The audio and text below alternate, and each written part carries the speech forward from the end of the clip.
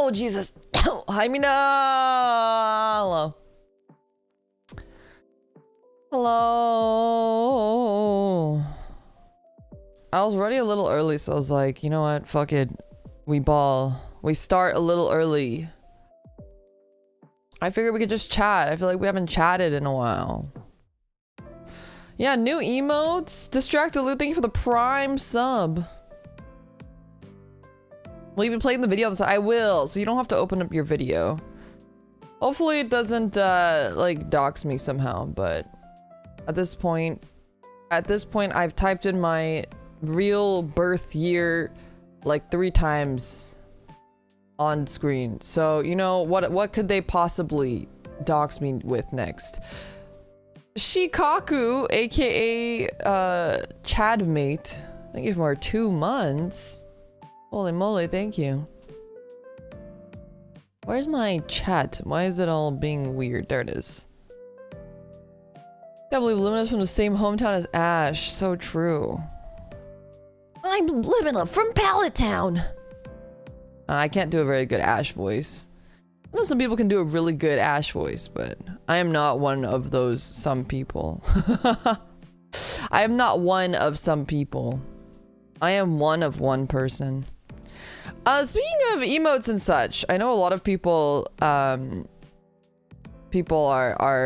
using the emotes, and someone mentioned they didn't see the new emotes. Heck yeah. We do have more emotes. So on Twitch, I believe I got them all in, but on YouTube, we are short some subs, and we're missing a couple of the emotes because I don't have enough slots, unfortunately. But we'll get there. My friend was like, Limina, why didn't you just do like a membership opening thing and then like a bunch of people would subscribe, like do like a whole, make it a whole thing? I don't know. I just feel like right now in general, I just don't, like, I don't know. Something about it just doesn't like feel right because I'm not like fully quote unquote debuted. I'm actually going to be having my first like official meeting. Like I've had a lot of meetings for other stuff, like pre-debut stuff, but our first like, you know, actual meeting very soon, maybe next week. Ghosty-chan, thank you so much for 2 months on Twitch. Utilizing my Prime sub. Thank you for the Prime sub. Kana! Nice! Kana, are you done moving? Are you okay? Kana, are you okay? Why are you here? Every day I worry about Kana. She's been struggling with her move. I'm not unpacking because it's too hot. I feel you. Oh man, I hope it cools down for you soon. I built 1 cat tree and unpacked one box. Did you find your underwear? Did you find your underwear? I wish I could show up. I found it. Yay! Underwear secured. I wish I could show up and help you unpack and help you build your cat trees. Kana was telling me about how there's one of these cat trees that she has, because sometimes we FaceTime and she'll like show me her cat trees and we'll like give each other recommendations like, oh yeah, I got this one around this time and this is good for this and I don't like this. we're like you know, like when moms meet up at a cafe, and they're like talking about like, oh yeah, I sent my kid to this daycare and like I take my kid on this sort of like, you know, after school program. What do you do for your kid? That's like me and Kana but with like cats. The 2 fucking crazy cat ladies with each with 4 cats just on call talking about cat shit. And there was this one where it kind of just goes, yeah, normally when you build these cat trees, they tell you that it's a 2-person, they recommend 2 people to assemble this. And and she was like, but I did it by myself. And she was like, usually it's not that bad, but this one was actually really hard. She's like, this one I had to like use my legs. I was like, Kana, you're gonna get hurt. I need to show up to Kana's house to help her build her cat trees. My hell tree, it's in parts of the floor. Could consider just putting it away from now. Wait, you're both cat moms. How many cat trees should I get? If I have 5? 5 cats? They're all less than 1 year old? Are you keeping all 5? Are you keeping all 5 kittens? All 5 cats are less than 1 year old? Did you just like adopt an entire litter? I would say that if you're not planning on keeping all of the kittens, you can just get one big one. Yeah.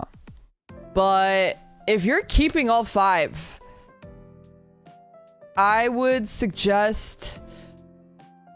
Basically, the way that I have it is I have one big cat tower basically by every window. So I don't have that many windows in my house. I have 1, 2...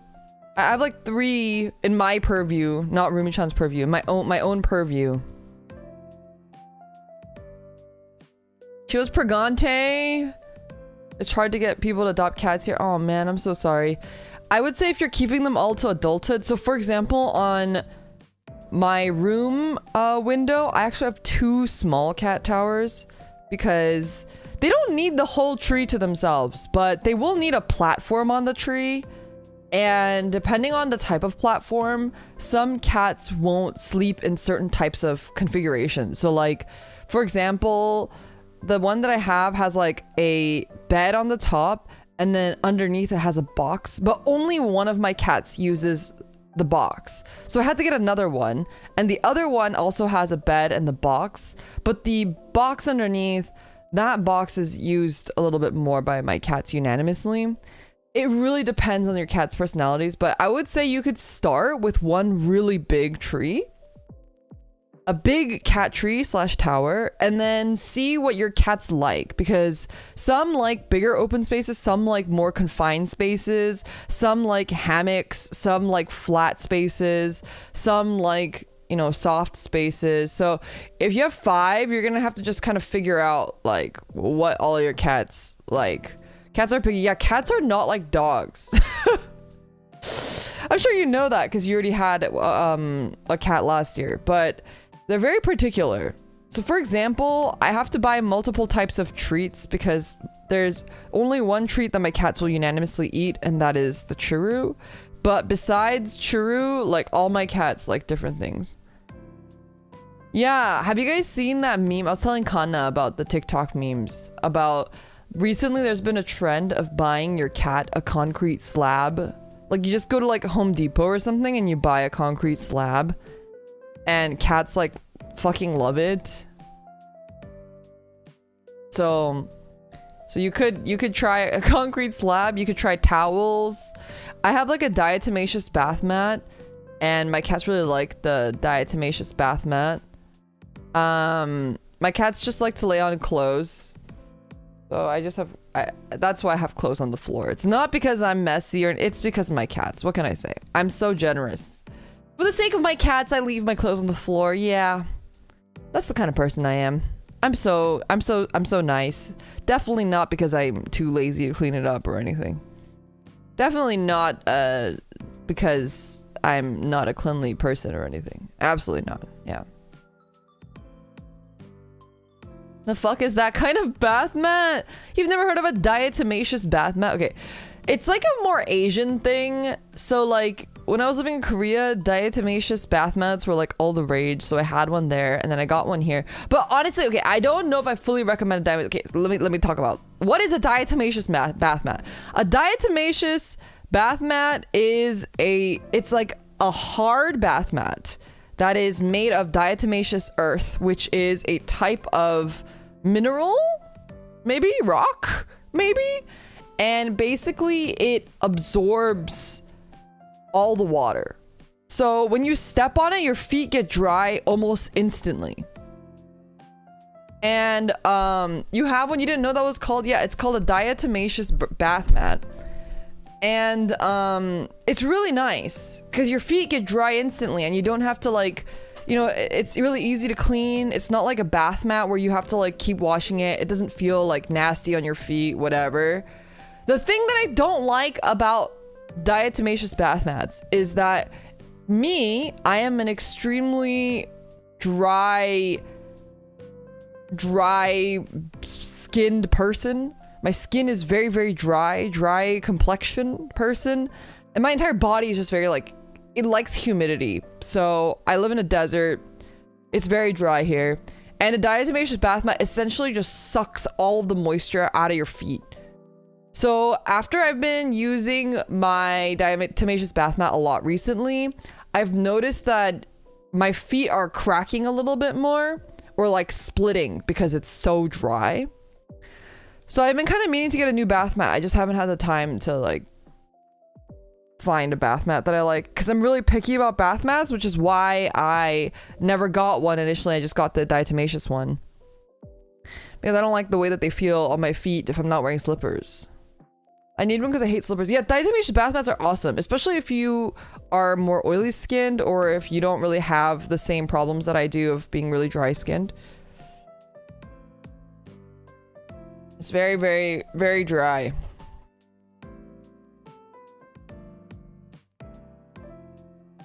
But yeah, my cats love that. I feel like it's like an equivalent of like a concrete. But your cat's paws will also, they have moisture on them. So if your cat is prone to having dry skin as well, it's probably better not to get it. 2 of my cats have drier skin, but they don't like the diatomaceous bath mat, so it's fine. But the other 2 that like it, they're fine. But I have 2 cats that have really, really dry skin, so they're always like flaking. They have like dandruff. But they're like, I don't know, my cats are very picky. None of them like being brushed. I don't know why none of them like being brushed. It's like crazy. You would think at least one of them enjoys being brushed because most cats like being brushed, you know? But Bonsai, he will tolerate being brushed more than the other ones. Same with Rocky. But Bonsai, the best way to get Bonsai brushed is if I can take him outside to like grass. If I can take him to grass, he'll be really happy, and then I can brush him all I want. So back when we had like a little backyard thingy at a last house that we lived at, I would take him out and then I would brush the shit out of him while we were outside because he would let me. Rocky is my second cat. He's a boy, the second oldest one. I have my cheat sheet here. We have my oldest one is Bonsai, second oldest is Rocky, they're both dudes. Then we have Lynx, who is my girl cat, and then we have Dot, who is baby cat. Dot seems like such a girl name, but maybe that's because I'm thinking of like the Sanrio character. Spotty Donnie. Wait, give me a second. I'm gonna turn on my AC. Why is my AC not on?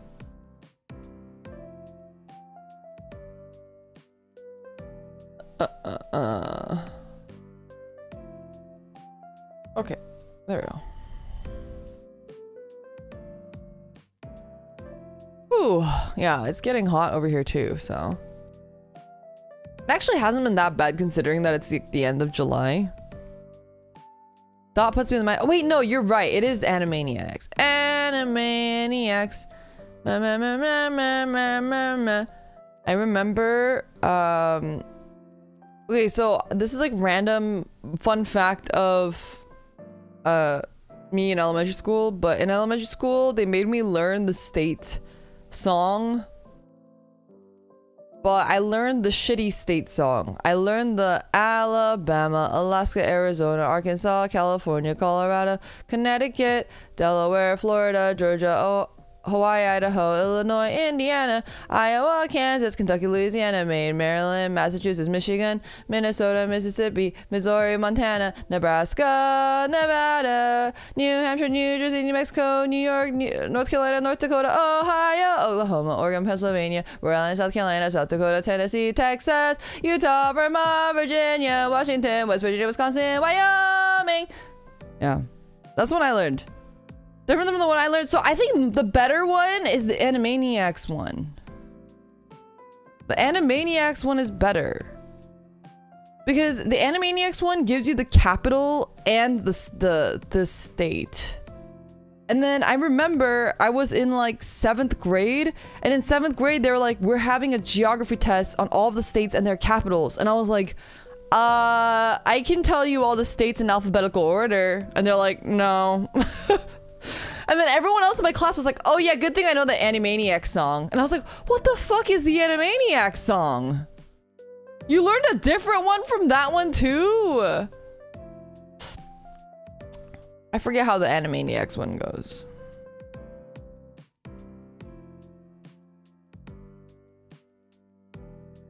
I forget how the Animaniacs one goes, but yeah, it's yeah, and too many state songs. I learned the useless one. What am I gonna do knowing all of the... What am I gonna do with all of these fucking states in alphabetical order? What am I gonna do with that knowledge? It's such useless knowledge. At least the capitals one's kind of useful.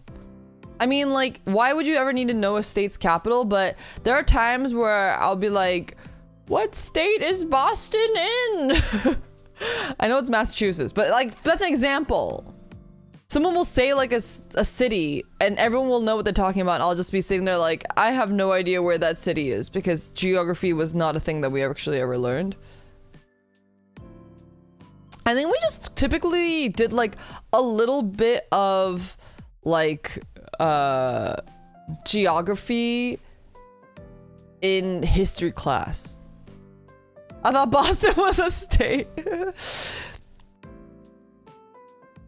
When the street interview quiz people come up to you, I know, like, I would be the stupid American that, like, you know, every time they like do like a thing where they're like, oh, look at these dumbass Americans that don't know shit about their own country, and then they like interview people on the street. That would be me. I'd be the dumbass.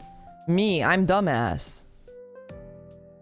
Like, I don't even know what's a city in Rhode Island.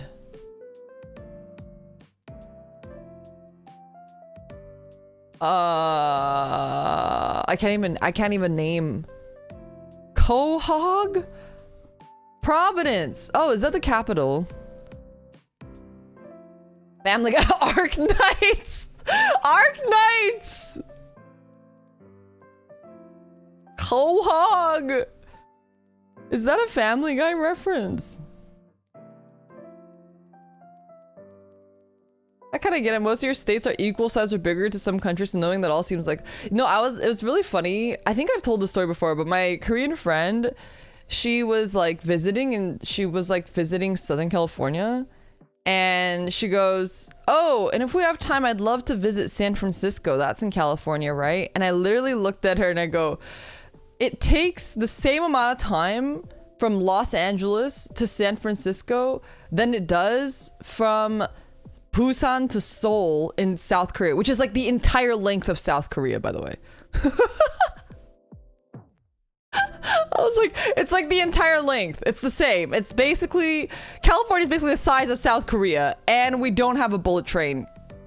And she was literally like, what the fuck is wrong with you guys? She was like, one, why don't you have a bullet train? And then two, she was like, why the fuck is America so big? I was like, yeah, really good question. Very, very good question. And then I had to tell her that like Texas, the entire state of Texas is like 5 Californias. And she was like, what the fuck is wrong with, what is wrong with your country? I think the craziest was when I was like in Europe, and I just assumed that Europe is like America, even though I know logically it's not. And my friend was like, yeah, you could just stop by Amsterdam. And I was like, what? Isn't that like a different country? Don't I need like, do I have to go through like immigration? He was like, no. I was like, what? I was like, what is this? Is crazy. You mean I'm not gonna get stopped at the border? They're not gonna check? Like, When I was a kid, we used to drive down to Mexico sometimes for vacation, and yeah, we'd always get stopped at the border, and then we'd have to show them all of our papers and stuff.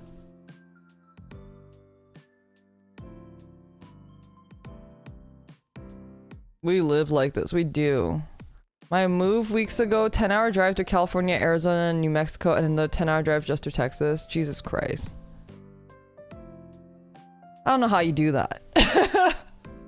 I think from Los Angeles to like Austin, Texas, isn't it like a 12-hour drive? Maybe it's more than 12 hours. Maybe it's close to 24 hours. I don't know. My like sense of time and scale is out of whack. It's longer. Because I think I had a friend who did that drive. I don't remember how long it was. I remember they like stopped at some point to take a break, but I feel like they didn't sleep over anywhere. It's 32 hours, like maybe they did sleep. Took me 2 days to go from Dallas to LA. Isn't Austin a little closer? Maybe. My high school teacher said back in the old days you need an ID just to go to Canada. You just need an ID to go to Canada. Yeah, I think the Canadian-US border was a little bit more lax back in the day. I had friends that would go up from like Seattle really often. Drive up. I remember when I had to drive to Georgia for Vanguard BCS. That sucked. Where were you driving from? Where are you driving to Georgia? I think that's very important. Like, are you driving from Los Angeles to Georgia? No way, right? I would say that the East Coast feels a lot more like Europe. Like, all the states are a lot smaller, right?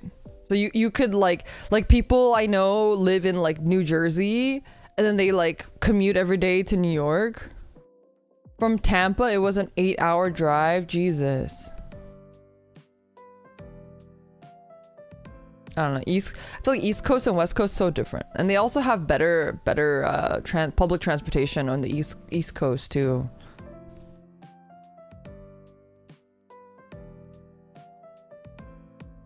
Yeah. I hate driving, you guys. I used to do that. Yeah, I knew a couple people that did that. It sucked because it's really packed, right? Doing that. We don't have bullet trains, but we can take trains to get around the East Coast. When I was visiting my sister in New York, she lives like closer. She lives more like in the city now, but when I was visiting her, she was going to school, and her school was like pretty far, so I had to take this train, and I got really scared because I get really scared anytime I have to take a public transportation for the first time. It wasn't the subway, it was like a train. It wasn't very expensive though. It was like $9 or so.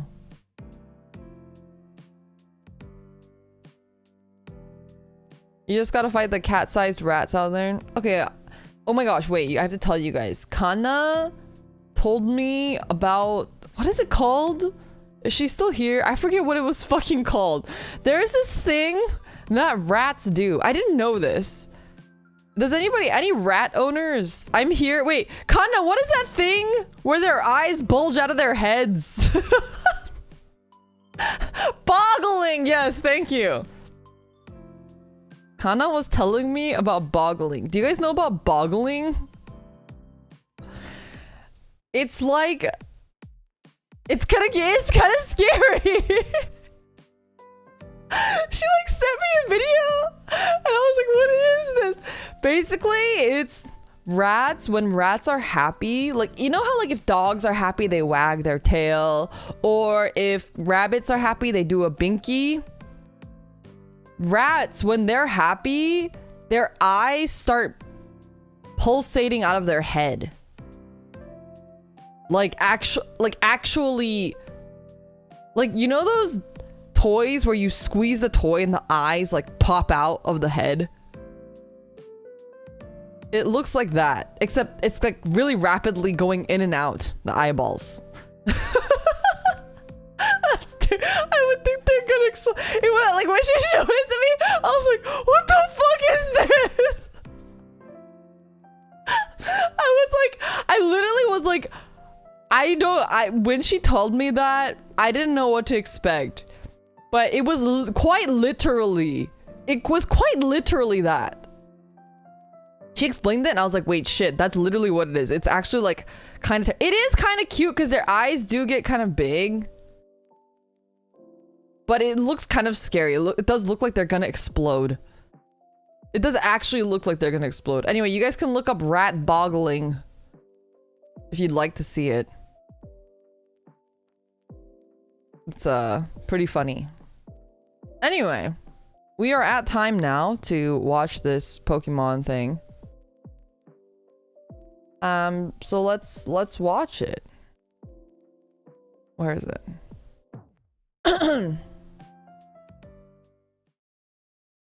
Give me a second. Let me get a tissue though.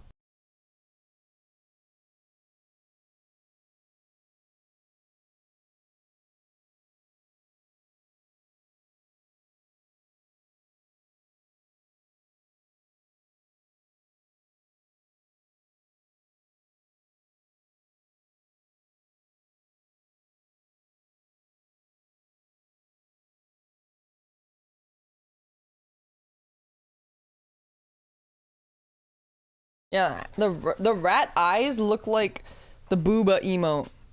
The animated booba emotes. That's what it looks like. Boy. Alright, we are watching Pokemon Presents. This aired at like 6 in the morning for me. So I haven't watched anything. The only thing I got spoiled on was when I was making my tweet. I saw Sarah posting about Mega Dragonite. Also, for those who are not super like familiar, I guess, with like, because I don't really talk about Pokemon all that much. Okay, so I have a couple things. I'll give you my like Pokemon. I think those who are regulars know my sitch with Pokemon, and then those who are not don't. I've been a really big Pokemon fan for a really long time. I have obviously played like all the games and whatever. And I'm old enough that I am of the era of nostalgia, Pokemon nostalgia people. I will say that when I was younger, I was very much on the like, I like Digimon more than I like Pokemon camp. And then Digimon died when I was like in high school. So then I kind of went back onto the Pokemon camp. So that's why in high school, I collected a lot of Pokemon cards randomly. And I actually, for a while, I don't know if I ever talked about this, but for like quite a couple years, I was known at school as the Pikachu girl. And it's kind of embarrassing when I say it out loud now, but but I had like in my car, I had this massive like 5-foot tall Pikachu that I won at like some carnival or something. And so it just sat in my passenger seat, the massive Pikachu. So I would just drive to school because I lived in California in high school. And I had this massive Pikachu. And I also had like a Pikachu, like solar, you know, like bobblehead thing. I had all this Pikachu stuff. And like I was just known as a Pikachu person. So I'm like I don't talk about it a lot. And I especially don't talk about it a lot because previously in my other life, it was really difficult to play Nintendo games. It was like a huge pain in the ass to play Nintendo games. So I just like gave up on it and I had kind of just been enjoying stuff like on my own time. But I would say that in my top franchises, like Pokemon is up there. That being said, my favorite Pokemon, which I know a lot of people always ask, I feel like I give a different answer every time because I have so many Pokemon that I really like, but I'm a really big fan of Morpeko, Snom, any like, my friends always make fun of me because they're like, oh, you like grub Pokemon? I don't like grub Pokemon, okay? I just happen to like the dumb looking Pokemon. They just happen to be grubs. Like, I like Dunsparce and Snom. And, what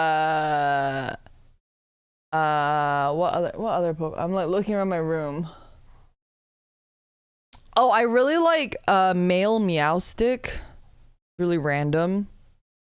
but I like male Meowstic and I don't know. All my Pokemon stuff are outside. I don't know what other Pokemon I like off the top of my head. I like a lot of Pokemon though. I like a lot of Pokemon. I like random Pokemon too, like Shuckle and Breloom. I just like the dumb looking Pokemon. That's all I gotta say. All right, let's watch this. Pokemon Presents. It's not a Pokemon Direct. It's called Pokemon Presents. I don't think we're expecting anything big here, but I am hoping that we get to see some new trailers because there's 2 games coming out. There is the Arceus whatever trailer. I'm expecting the sequel to the Arceus games, the Legend of Arceus games. I don't know what it's called. I forget. It's called like Alpha Beta or something. ZA. Yeah, there we go. Not Alpha Beta. ZA. So I'm hoping that we'll get a trailer for that. And I'm hoping that we'll see a little bit more of the trailer for the mainline game next year. And I'm kind of hoping that we get, like, I don't know. I really want a remake of some of the older games. I have hope now that we're getting Air Ride, but like, how crazy would it be if we got like Gale of Darkness or something like that? Gale of Darkness, Puzzle League. What else would I like to see? I wanted to see Snap, but we got Snap. Gale of Darkness, Puzzle League, Pinball. Oh boy, what I would do for a new Pokemon Pinball. I love Pokemon Pinball. It's like one of my favorite games. A new Ranger series would be sick. I mean, I guess we can't do that because there's no styluses, but I'm sure they're smart people. They can figure out something different for that. And a new mystery dungeon, that would be cool. So those are my wish list items. I know this is like really nobody else probably wants this, but I would really like a Coliseum or a Stadium remake too. Those games were awesome and I love the party game aspect to them, and yeah, I'm looking forward. Gale of Darkness and Coliseum are coming to the GNC Retro console Switch 2. Yeah, but I want like a full remaster remake, you know?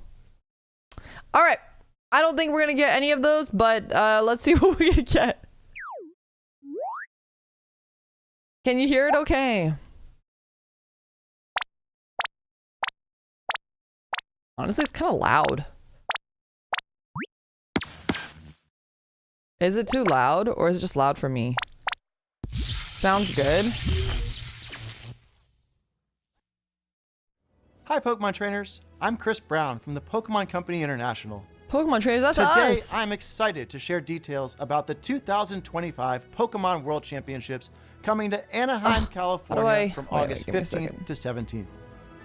We are once again thrilled to welcome thousands of trainers from around the world who will battle across the Pokemon Scarlet and Pokemon Violet video games, the Pokemon trading card game, Pokemon Go, and Pokemon Unite. There's Pokemon Go trainers Pro. will receive a celebratory promo card for competing in the Pokemon PR card. Let's take a first Chris look Brown. at this year's special artwork for Paradise Resort. Psyduck.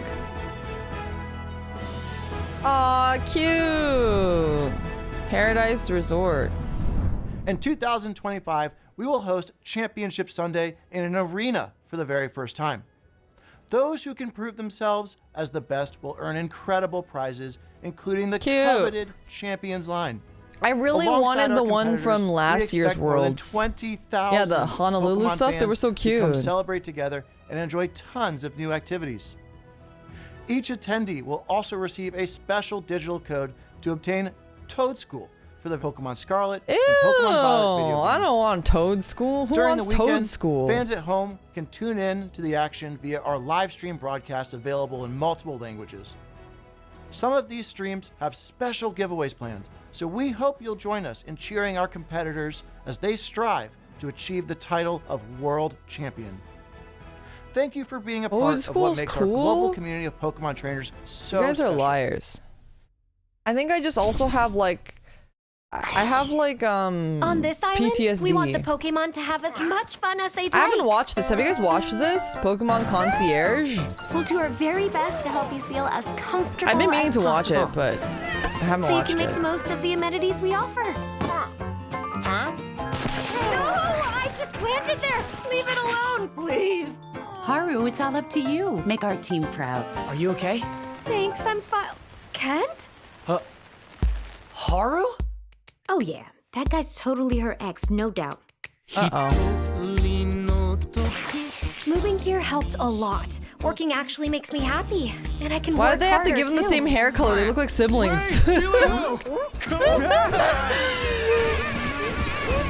Sorry Celio is causing you so much trouble. I know it's a lot. How long have you and Celio known each other, Dan? For about 15 It's years Celio? now. It's not Cielo? I thought his name Looking was back, Cielo this whole It gave time. me such good memories and so much happiness. Oh, cute!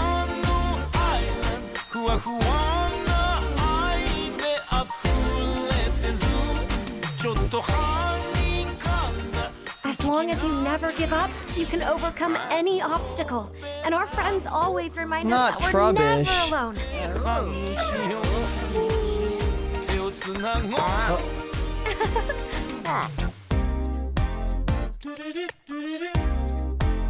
Onward to a brand new day. At least they use Pokemon noises instead of making them say their names. What, you don't want to hear like Sai da Sai My name is Peter Lord, the co-founder and creative director at Aardman Animation Studio in Bristol, England. Now at Aardman, we have created award-winning stories with iconic characters. Now, we have the pleasure of partnering with Pokemon on an exciting new stop-motion animated series. Wait, not Concierge? We'll be putting some A different very special one? Pokemon front and center as the heroes of our show, and it will be set in a region which is very close to our hearts. The It will British give one? a unique look. Wait, no, at it's the Pokemon Spanish, right? world It wasn't told British. From the perspective of Pokemon, with a signature Aardman sense of character and comedy and 15 years and that craft. Celio hasn't evolved into I know you'll Wolverine. love it as much as we Maybe he did. just smashed the B button We every could not be time. more excited Maybe he has an to share Everstone. this sneak peek with the world. So let's have a look. I love Wooloo! I forgot! I love Wooloo, you guys! Is this region just Europe? I thought it was Spain. Or is it just Europe as a whole? I don't remember. Or is it England and Europe is Spain is something else? I love Wooloo.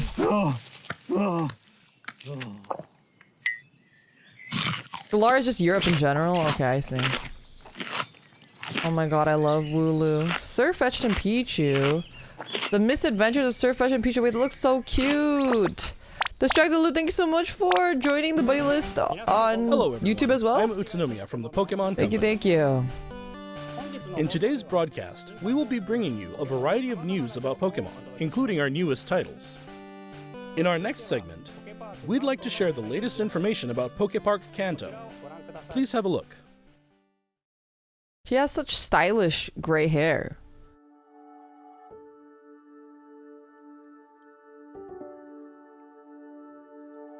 Pokepark Kanto, the first permanent outdoor Pokemon attraction, will open soon. Is this like Jurassic Park? Pokepark Kanto is built on roughly 26,000 square meters of land. It's gonna be like Jurassic within Park where they're Japan's gonna Yomiuri Land genetically amusement create park. Pokemon and then we can like meet Pokemon and then everyone's gonna die. Pokemon has grown so much thanks to lots of support from many people. Wait, a Pokemon So real we life wanted to make a amusement place park? That everyone sounds could come together awesome. and enjoy. A space where Pokemon will always be, and where people and Pokemon can have fun together. That I'm wish so excited. prompted us to begin work on a world where Pokemon truly exist. That'd be Pokepark awesome. Where's the Kanto Gardevoir can be broadly exhibit? You divided sick into two fuck! areas. Pokemon live within the forest. When you step inside, you'll find Pokemon playing together in groups. We want to broaden people's idea of how Pokemon live and interact with one another by letting them experience a world with Pokemon in it. A place where we can tell visitors Welcome to the world of Pokemon. As you enter, you'll be greeted by the diverse landscape of this rich natural forest where Pokemon reside. There's also an area where Pokemon and trainers gather, the town of your dreams.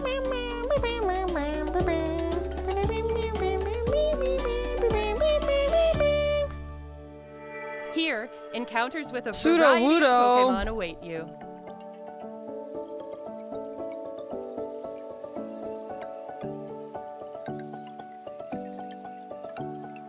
Wow, that's so cool. Okay, wait. I'm gonna start pausing. I feel like, okay, chat, I'm curious to your opinion. What are your thoughts on people pausing watch-alongs? I know some people don't like that. I know some people like that. I think some people like it when you pause so you kind of have a chance to actually talk about everything.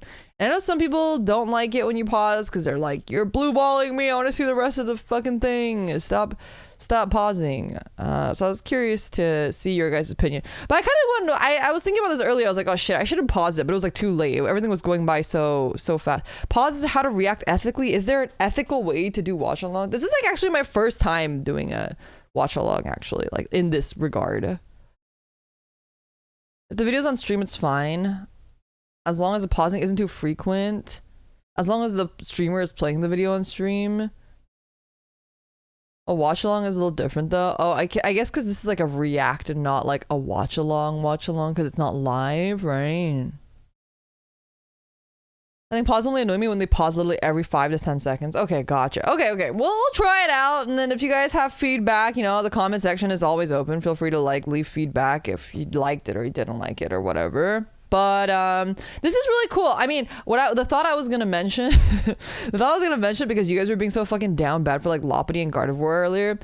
It's like that. I feel like I've talked about this one book, called Triceratops and Bottoms.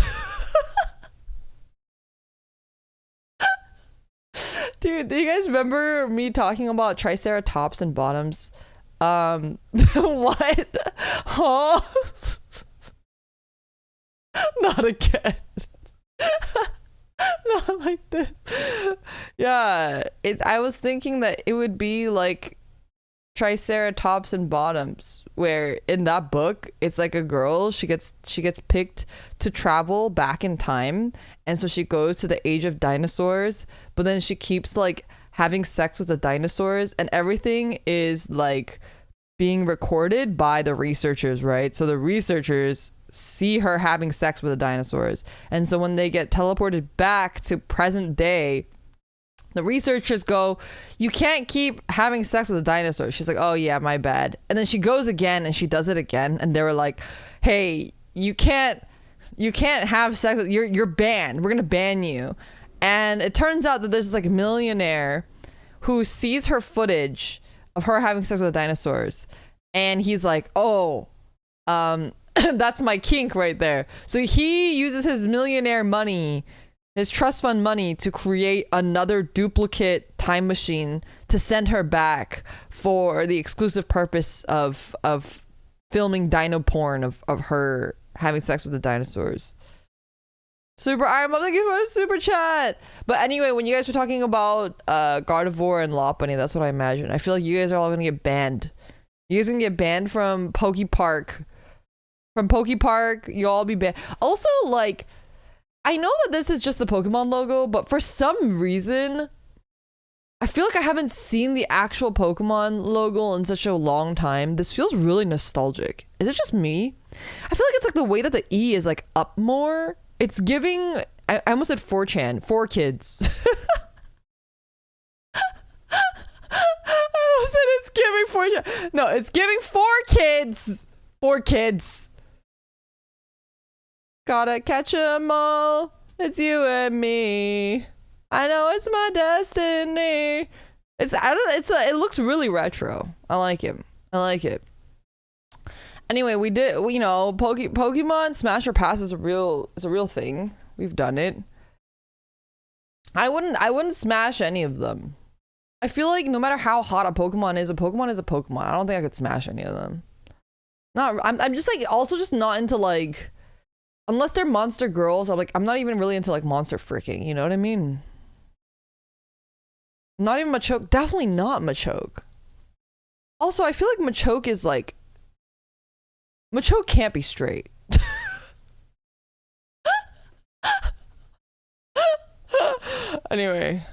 Anyway, we're getting into the ethics of Pokemon sex again.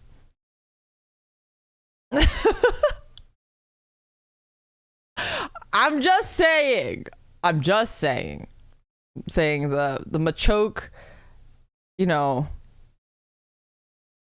I'm just saying. Anyway, Machoke is what guys think girls like. Exactly. I think Machoke literally, if you're a girl and you look at Machoke, it's not what girls like, it's what guys think girls like, and it's what guys like in other guys. Like, have you guys seen those memes that are like guys that go to the gym to impress other guys? Like, they're not gay, they're straight, but they like, it's like to them, other guys like complimenting them and like, you know, it's like that's what they're like living for, right? Anyway, that's the vibes that Machoke gives me. Macho? Wait, shit, is Machoke because it's macho? I never thought about that. Well, that's crazy. Anyway, learn something new every day. It was like when I first learned about Articuno, Zapdos, and Moltres, and how they're all Spanish. Anyway, today I learned. Back to the watch along. Let's not dwell on my stupidity. For early 2026, that's soon. Next, we have a number of okay, wait. I wonder if it's gonna be like the it's gonna be like the Ghibli Park. Ghibli Park. I feel like it's gonna be like the Ghibli Park, where there's like just not like, it's just like not a lot of stuff, and it's just like you just walk around and they just have like random statues and figures and stuff like around the park and like photo spots, which I think that's cool too. But to me, I mean, I guess that's why they don't call it a theme park necessarily. They call it like an experience. A little less exciting. Like, I'm not going there to like, you know, I think it'd be cool if there was like a Charizard roller coaster. Even if it's like a kitty baby roller coaster. I feel like something like that would be really cool. But yeah, if it's just like a experience vibe thing, I think I'm a little less excited. But I still will definitely go. I want to check it out for sure. If I'm in Japan. But I'll probably have to, I feel like the Ghibli Park was such a pain in the ass. I haven't been still because ever since it opened, it's just been like a pain in the ass to get reservations for tickets. So I probably won't go until like it really dies down. And I don't like fighting for tickets. I don't like doing that whole thing. Nothing is really worth it for me to do that for. There's very few things in this world that is worth it for me to wake up at 6 a.m. and turn on my computer and refresh the ticket page and try to get reservations for like anything like that. There's very, very, very a few things in this world that I would do that for. Like, I'll do it, but like out of my own volition, like not really. But I'm just like a lazy bitch, so you know, what can I say? All right, anyway, back to the announcements. Bear with you. It's Pikachu. Oh my god, a new Hey You Pikachu. Can you imagine? Oh, Pokemon Go. I have a couple of friends that actually still play Pokemon Go. Do you guys still play Pokemon Go? Is that a Pokemon? What the fuck is that? Pokemon Go Fest 2025 Max Finale is coming soon. Max Pokemon will be appearing one after another. Eternatus will be appearing for the first time. Oh, was it globally. Eternatus? We also have a promo like a different code form to share that will give you a chance to catch a powerful Gigantamax promo code. Pokemon. Well, if you play, go Fest Max.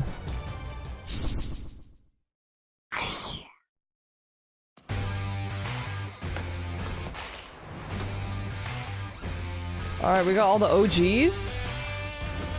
This is cool. I like this animation. We got all the trainers and all the gym leaders. It's really cool. Cute. We love Iono.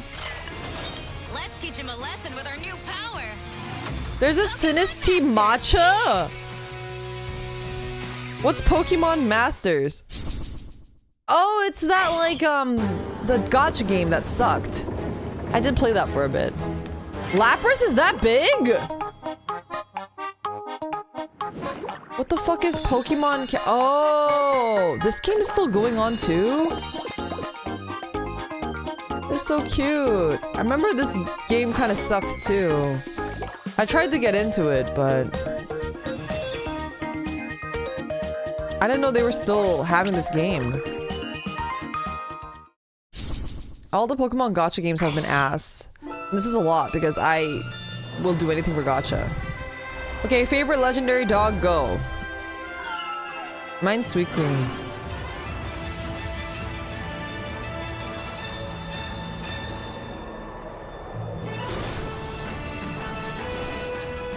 Is that Flygon? Okay, I also love Flygon. Flygon's one of my favorite Pokemon. I also love Wooper. Trampage is so cute. Okay, I don't play Pokemon Sleep. Oh my god, I also really like Latias. Another one of my favorites.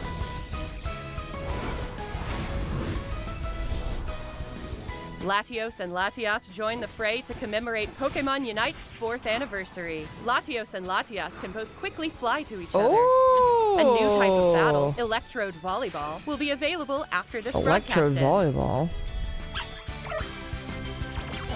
Pomo.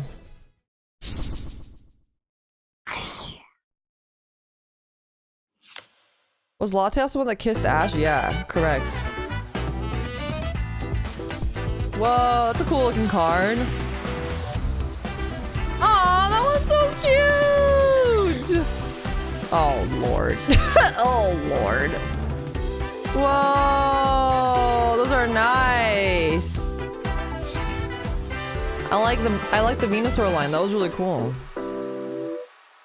Oh, rip Pokemon TCG collectors. Next, please take a look at this video. No one's gonna be able to buy any of those.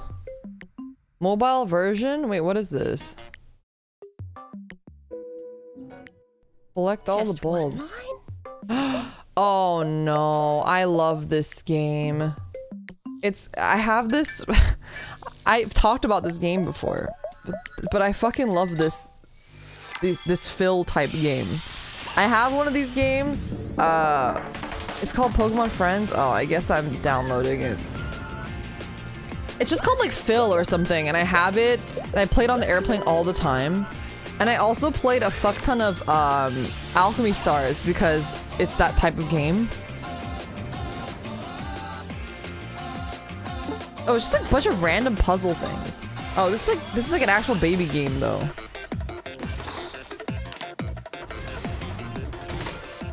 It's out now? Yeah, but this looks like a baby game.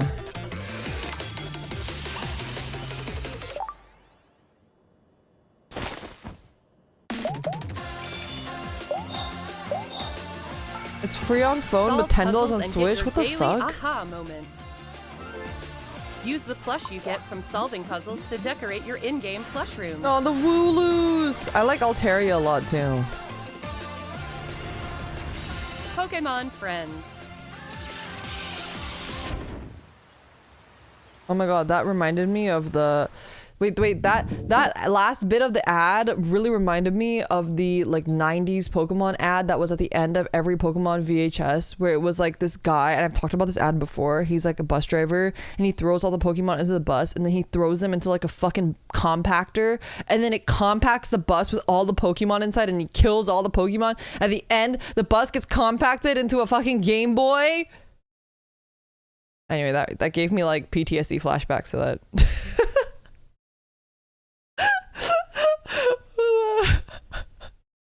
I forgot about that.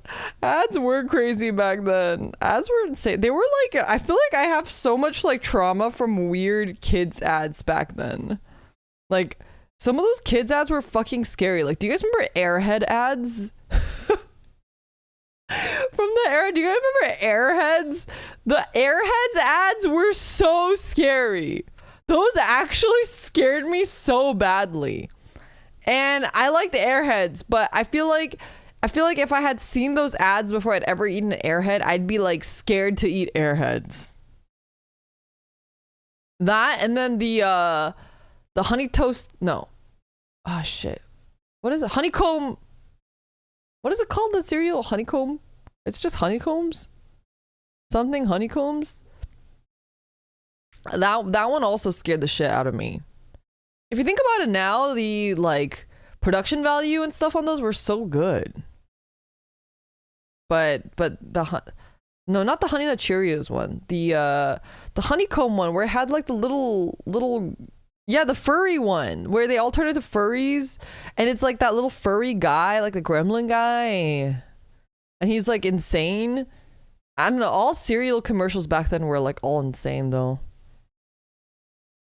Anyway, back to our regularly scheduled programming. Pokemon Friends is a puzzle game where players enjoy the thrill of realization while untangling their thoughts. Every day you play is a chance to untangle your next eureka moment.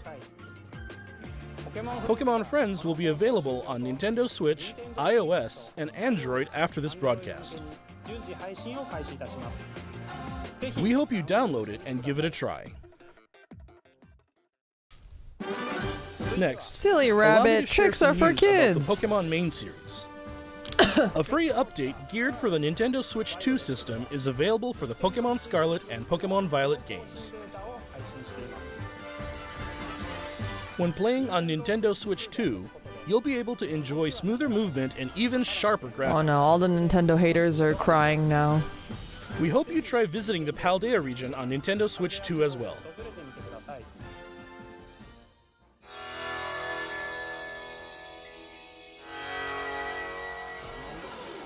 What is this? What Pokemon is that? Is that Macargo? Is that Macargo? A new Terra Raid battle event series will kick off. What is Macargo? Macargo, are you okay? Tomorrow. These Terra Raid battle events will feature Shiny Wochian. Oh, maybe it's not Shiny Macargo. Chien-Pao, Shiny Tinglu, and Shiny Chiyu. Thought it was Macargo, battles but like taken over by plants. Why are they so ugly? You'll be able to add each one to your team only after it's been defeated 1 million times! Everyone will have to work together to attain the treasures of Ruin. Pokemon Mass Outbreak events will also be occurring at the same time. And that's not all. We're also giving away a tracksuit apparel item. Tracksuit? So we hope you continue to enjoy adventuring in the Paldea region.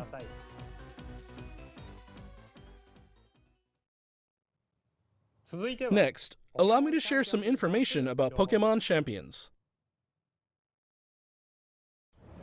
What's Pokemon Champions? I don't know what that is. What is Pokemon? Should I know what this is? What is this? What am I looking at?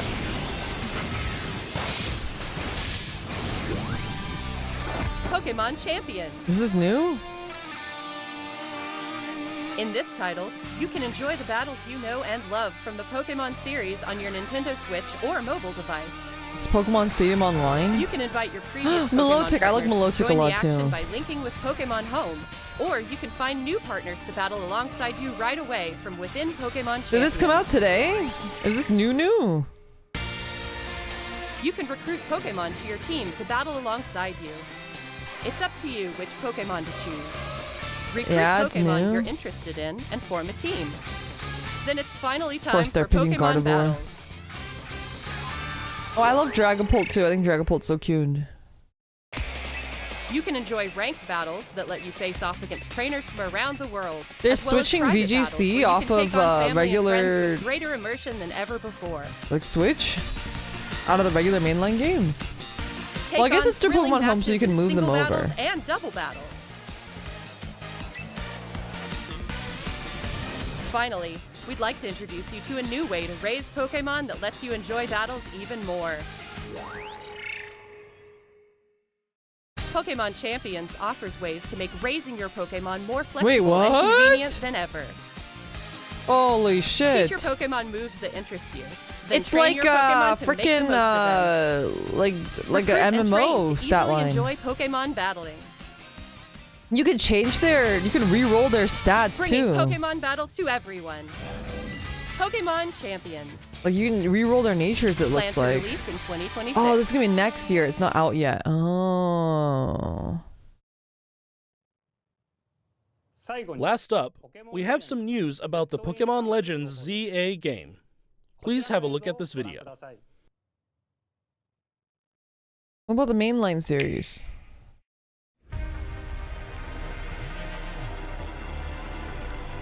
Absol's cool as well. He's not my favorite, but I do think he's cool.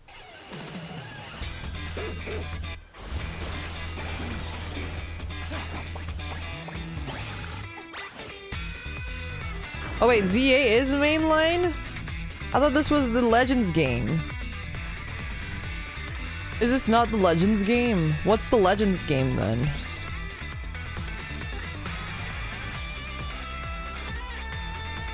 Legends are mainline? Wait, this is the Legends game. Legends is mainline? Okay, well I mean like mainline.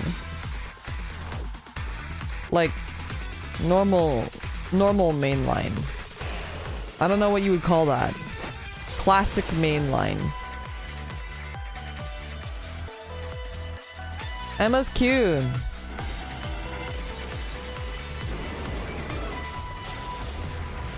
What did they do to him? He looks so gross. Tyranitar looks so gross in Mega. Did he always have a Mega or is that new? Oh, this is the Dragon Knight Mega. Oh, his tail's a little too big for my liking.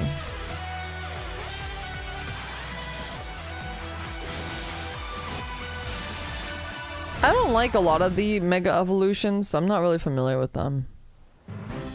Pokemon Legends ZA. We'd like to introduce this game's new story, which takes place in a city striving to be somewhere that belongs to both people and Pokemon. Okay. New friends. After you arrive in Lumio City, either Urbane or Tawny will invite you to join Team MZ. Oh, you get to pick? Team MZ's objective is to protect the That city girl's so of cute. Lumios. Lita? She's cute. Let's get to know I like Team her silly MZ hair. a little better. There's Naveen, a fashion designer in the making. And there's Lita, who aspires to become a professional dancer. As part of Team MZ, you'll spend your days in Lumio City with this crew. It depends on your gender? No! Lumio City looks different by day and by night. During the day, you can explore the city and find lots of Pokemon to add to your party.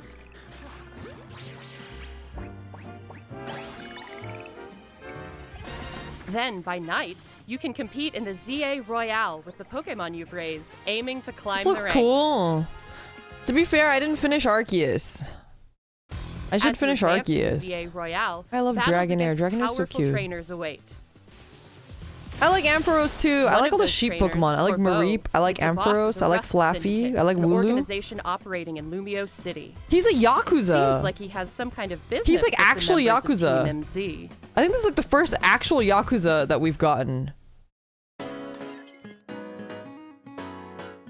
Lumio City offers plenty of ways to have fun aside from Pokemon battling too. Oh, we Trainers love can character change their customization.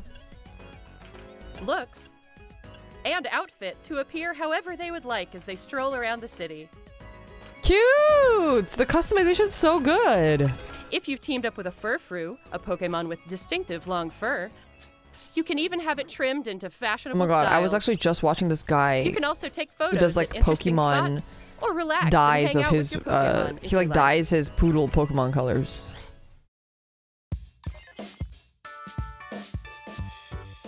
All kinds of encounters await you in Lumio City. Emma, the best detective in Lumios, will ask you to help with her detective work. You can find people around the city who need a hand and solve What's their wrong with that problems. meerkat guy? I forget his name. Oh, the Trebuchet's so cute. Mabel is the acting director of the Pokemon Research Lab. She's hot too. By catching Pokemon, you can aid her research. I like In return, Houndoom a lot you as can well. receive useful items for your adventures in this game. Oh, Patrat. That's right. That's right. Something strange has been occurring in Lumio strange. City recently. Some wild Pokemon have been mega evolving on their own and going rogue. They're going These rogue. So-called rogue mega evolved Pokemon can't contain their own strength and are the He very has like a definition of Pupitar on his dangerous. chest. His nipples are To like the take them Pupitar's on, eyes. You'll need to fight Mega Evolution with Mega Evolution. Why are all the Mega Evolution ugly though? I think Charizard's the only one that has like a good Mega Evolution. Pokemon, Mega Dragonite, has distinctive Dragonair-like features, like wings on its head and a pearl on its tail. While The tail is tackling too rogue big. Mega-evolved I don't like it. It Pokemon, freaks me you'll out. want an ally from Team MZ at your side, plus strong bonds with your Pokemon. Oh yeah, I like Mega Absol too. This He's like city the wings as holds well. many stories. And Mega Ampharos, I think, is the one that also has wings. It's cool. Different wishes intertwine, seeking for people and Pokemon to coexist. Pokemon Legends ZA, coming Thursday, October 16, 2025. So soon! We'll definitely be playing that. For sure, for sure. Oh, great. Oh, great.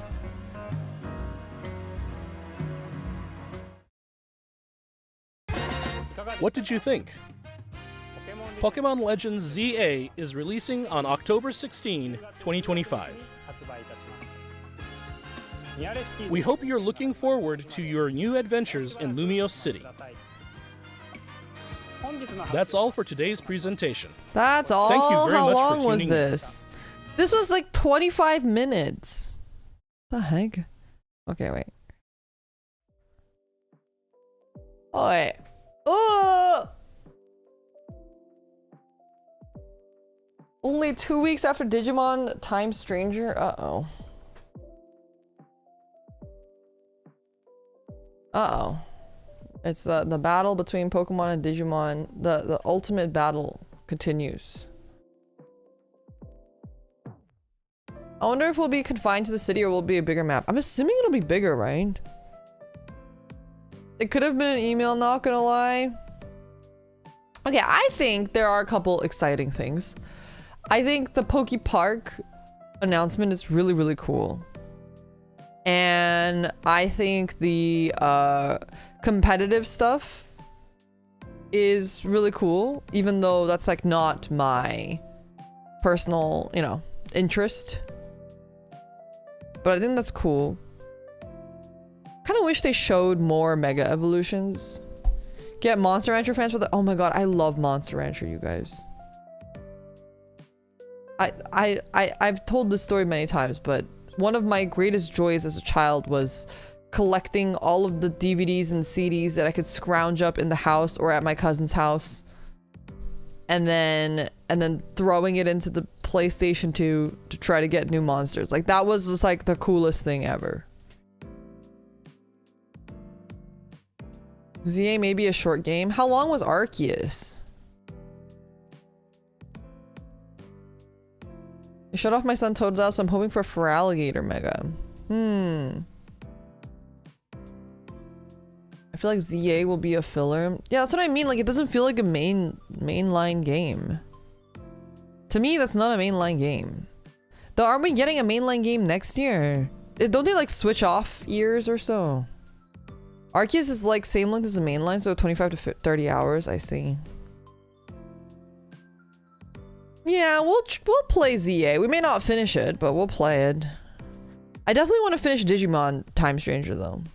As you guys know, I'm much more on the Digimon camp, so I'm pretty excited to play the new Digimon series.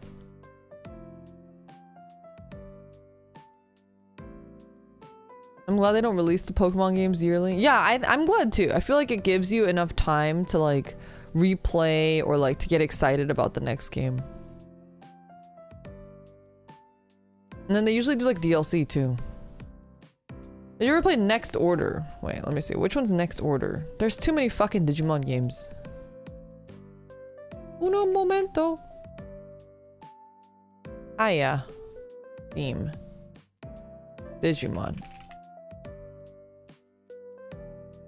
No, I haven't played Next Order.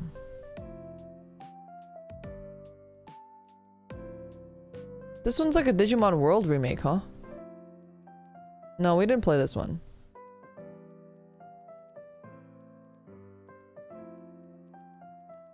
What have I played recently? I've done the Cyber Sleuth series, both 1 and 2, and we played some Survive, but we didn't finish Survive.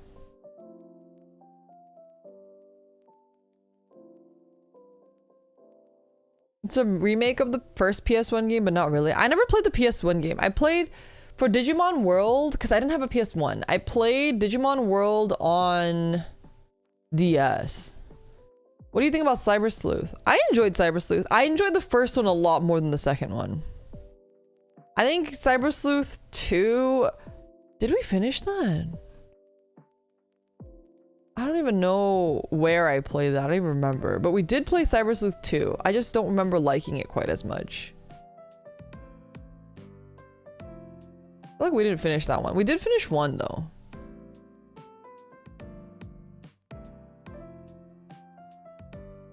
I don't know why we never played Next Order. Is Next Order good? Should I play Next Order? Honestly, it doesn't look good. But I'm judging by very few screenshots. It's fun, it has annoying bits, it's good but grindy. Good but grindy. I see. This might be a I play on my own time kind of game. It kind of sucks, Lamau. That's what I heard. I feel like I heard that it wasn't very good. I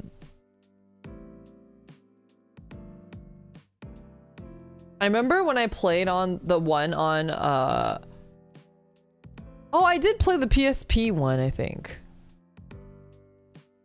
Oh, it was JP release only. Then maybe not. Maybe I'm just thinking of the DS one. I remember there was one time where I got like soft locked into the game and it was really horrible. And it was just like when I got soft locked in Final Fantasy X. I like soft locked in this like place and I couldn't, because I had saved there, I couldn't go to train, but it was right before like a boss and I couldn't leave to train and I was underleveled or something and I just couldn't beat it.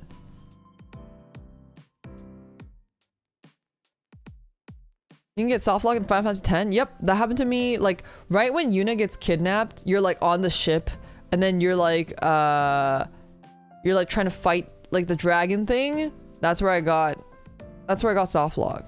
The airship part, yeah. That's where I got soft lock. I saved on the airship and then it wouldn't let me train anywhere. And I was underleveled. I think I was just slightly underleveled. I wasn't like super underleveled or anything, but I was like also like 10 or whatever. Yeah, there's so many games now.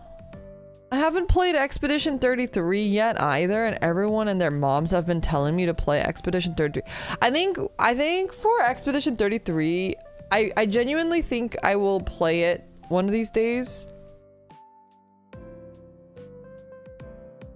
And I'll just play it, but like maybe only on Twitch, or I might, I don't know, maybe I'll just play it, but I'll try to like marathon it. Because the game isn't that long. I think, Proswagonus, I think you told me that when you came by the meet and greet. I've heard Expedition 33 get called Game of the Year, but I haven't seen much of it. Yeah, that's what I heard too. I heard the story's really good. I think honestly, it's just like not anime enough for me. I'm starting to not want to play it because some people are telling me to play. Gotcha. Yeah, I get that. I think like it, the thing that really draws me to it is that everyone has told me that the story is really good. So I think I'm not super excited about the gameplay, but I heard the story's really good and I'm very curious to see how good could it be? How good could it actually be?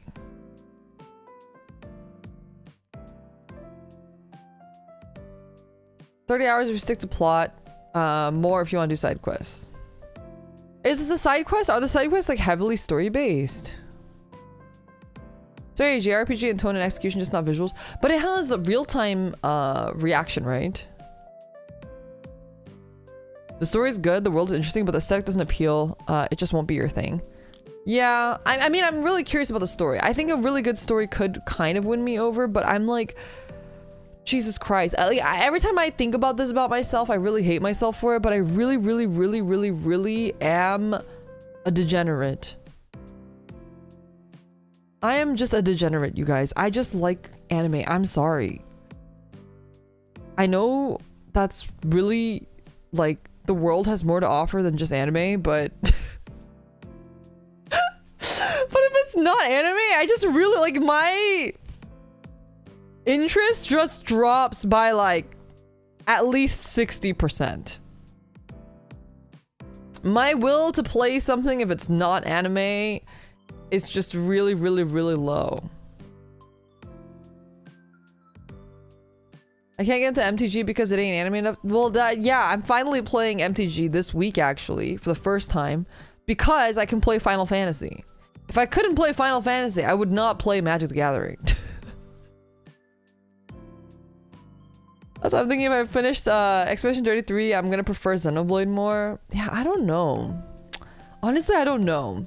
You know, I might actually, now that I'm thinking about it, I might just watch it. I know that you have to play it, but MTG has Hatsune Miku cards. Yeah, but the Hatsune Miku cards are bad. They're like ugly. They're like ugly anime. They're not like cool anime.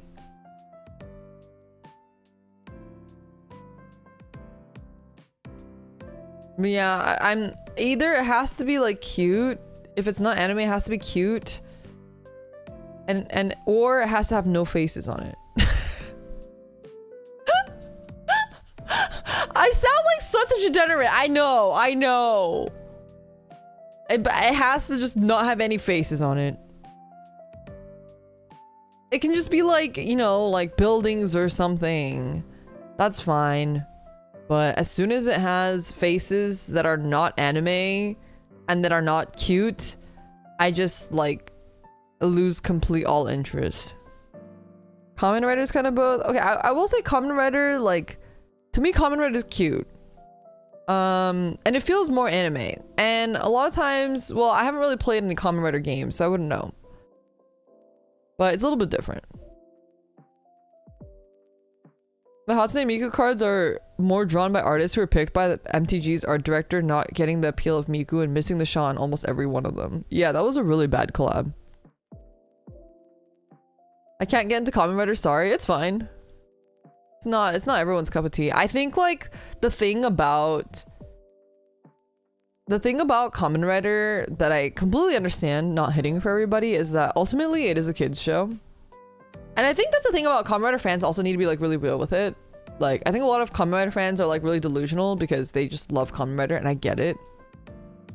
But also, to a certain degree, it's like, at the end of the day, it's a kids show. So there's just like, you cannot like sell it like an adult, a show for adults, right? It's not meant for adults. It's like, if you're an adult, you can like it. That's fine. You're allowed to like it. But it's you can't kid yourself or lie to people and say that it's like made for adults. It's classic cope to say it's meant for older kids, but it's not. I mean, compared to Sentai, sure. Like, I would say that Sentai's target age range, so Sentai, aka Power Rangers, the target age range is like 3 to 10.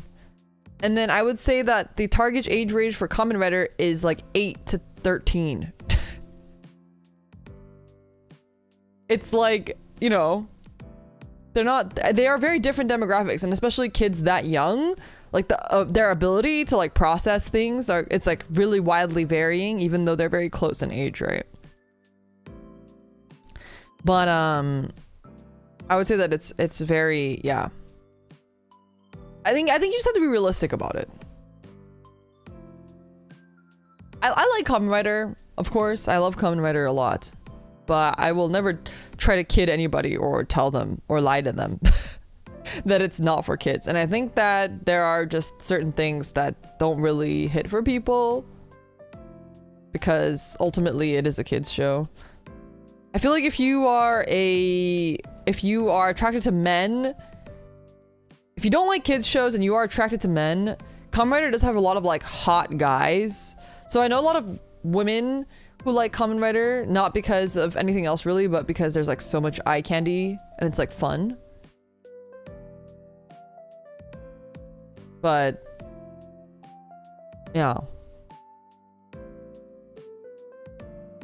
Limina's 13 confirm. It's my identity has been revealed. The Windows 3.1 was actually the 1 and 3 reversed. You guys figured me out.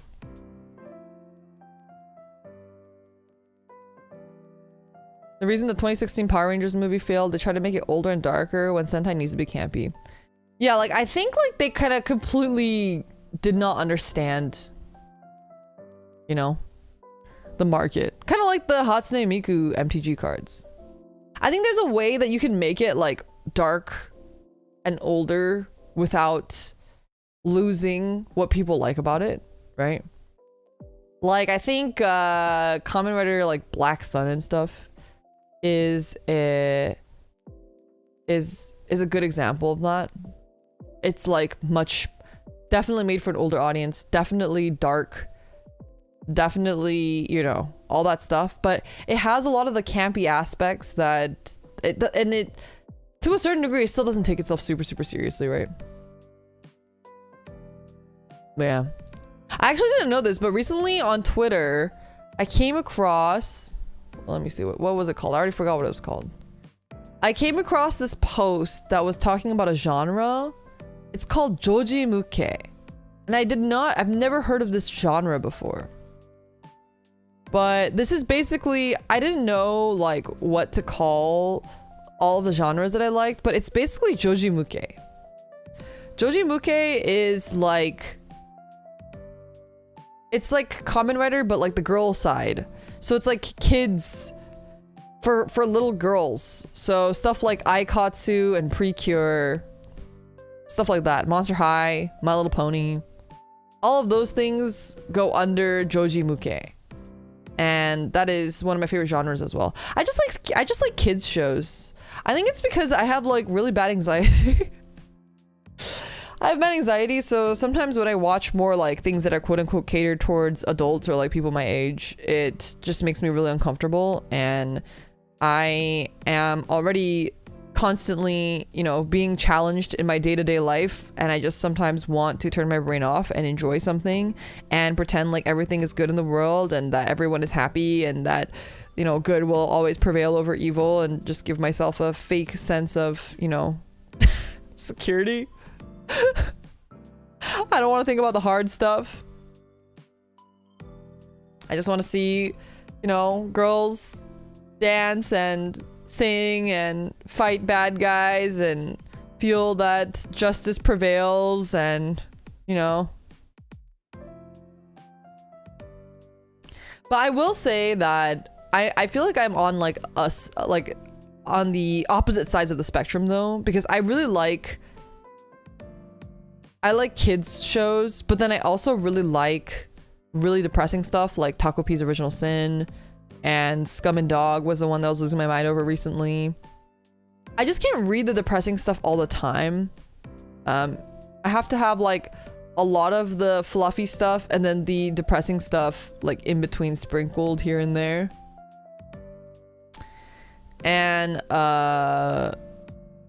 the reason why I like the depressing stuff is because like to me it feels really relatable. Like the kids stuff don't really feel like relatable to me, but a lot of the depressing stuff obviously like feels like I feel seen, or I feel more like understood, or I feel like, oh, I'm not the only one going through these things and stuff like that, right? Obviously. So those are my extremes. You need a happy depresso happy sandwich. Exactly. That's what I need. But I think that's why a lot of times sometimes I just don't want to consume anything at all. Because sometimes I don't really want, like, if I'm feeling uber depressed, the last thing I want is something depressed. And then also the last thing I want is something telling me that I shouldn't be depressed. Like, you know what I mean? So then when I'm like really depressed, I just don't really consume anything, because either way it feels like a lose-lose situation, right? Good crime thriller. I love a good crime thriller, but something fluffy like slice of life to offset it is nice. Yeah, no, I feel that. I haven't really watched anything super like slice of life that I've really enjoyed recently. I think the last one that I truly enjoyed that was slice of life was Yuru Camp, probably. I really tried to get into what the hell was that one called? I mentioned it before that I was trying to get into it again. The one that has like the one blonde girl and she's like, and then there's the three girls and they have like the metal ending song, and the opening song is like them in a field of flowers and they're all singing nicely. Like three girls. It's like two Japanese girls and one like, she's like half, but she like grew up in Japan. So she pretends like not to know Japanese. I don't even remember. It's like slapstick. Jesus Christ, what was it called? I don't remember. Anyway. I tried again to get into that, but it was really difficult. Yeah, Asobi Asobase. Yes, thank you. I was kind of hoping for that sort of vibe, right? Like the Danshi Kokosei, Nichijo slash Azumanga Daioh vibe. I actually have Azumanga Daioh on DVD. This is a random fun fact. I have Azumanga Daioh on DVD. I should probably watch it. That'd be fun. Does it hold up? Azumanga Daioh? I don't know. I haven't seen it since high school, probably. Those DVDs are pretty... What is this DVD you speak of? Shut up! Watch along. That's such a good comfort watch.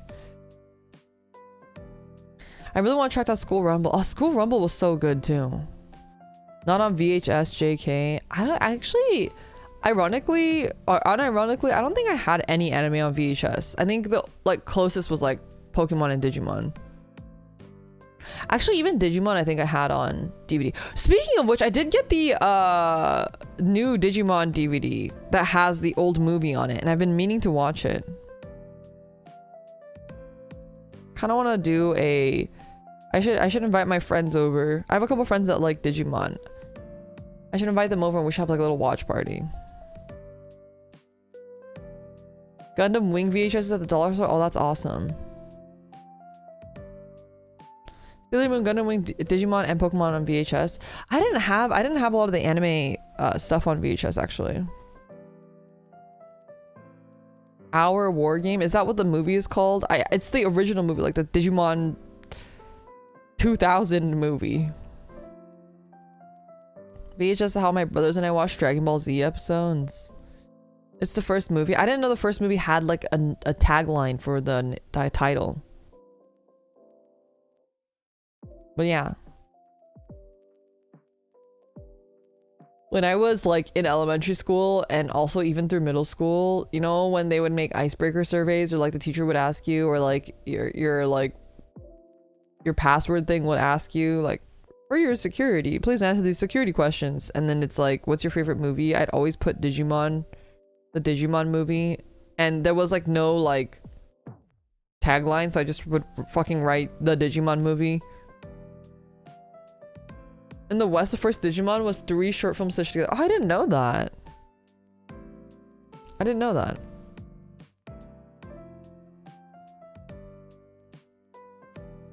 Simultaneous the best and worst OST too. I don't remember the OST at all. But I remember I just really liked it as a kid. I don't even remember what happened in it. I had recorded tapes of Digimon, so it had the Fox Kid bumpers. Oh man, recording tapes. You remember that? It's like a bunch of ska and alt rock. I miss ska. Bring back ska.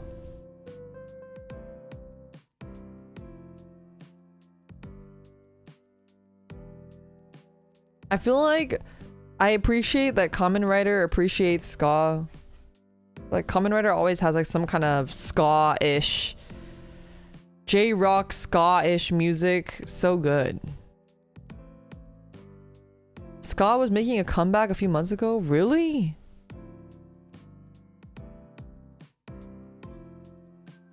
A few months ago?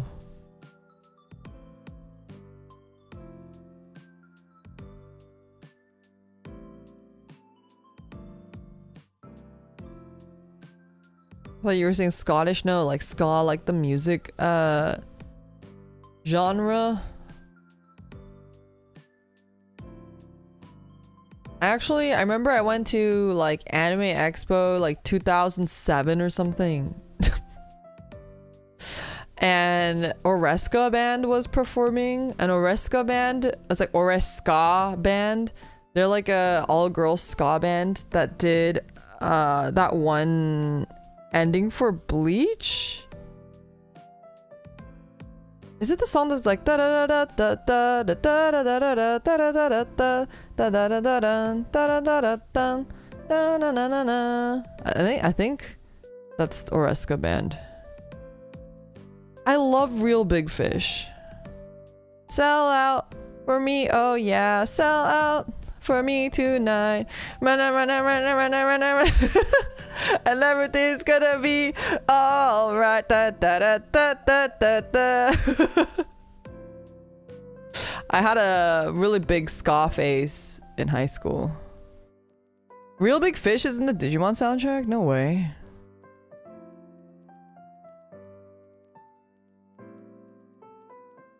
I didn't know that. It's a Fever Dream soundtrack. I feel like a teenager again.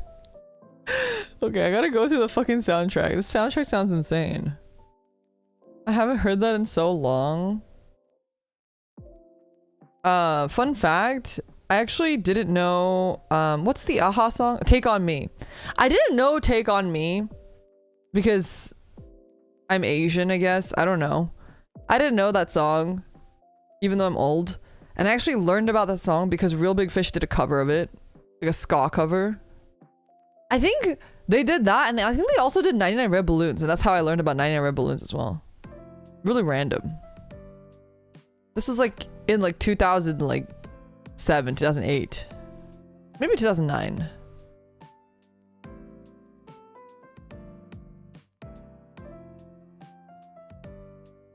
It's an 80s song. The cover's really good though. Yeah. It's Mighty Boss Tones. I'm not familiar. Real Big Fish does have great covers. They do. Wow, that's crazy. I didn't know Real Big Fish felt like such an obscure group to me.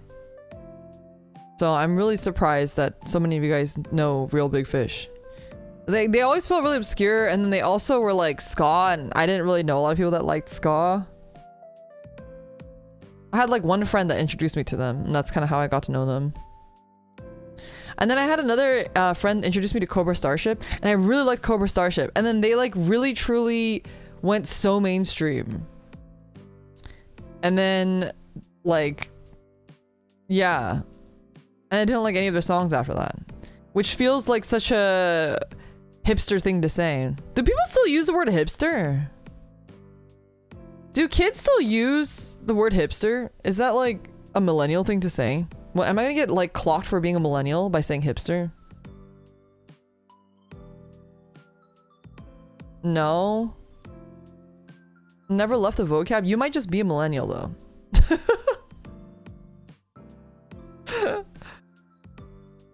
I think it's still used. You're getting clocked for asking this question.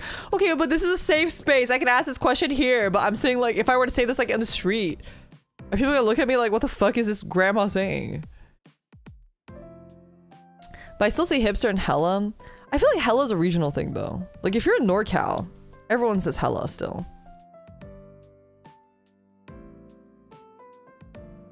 I still use it, but I'm old. I asked the wrong crowd. We're all just old. We're all just old. I shouldn't have asked you guys. Why would you guys know anything?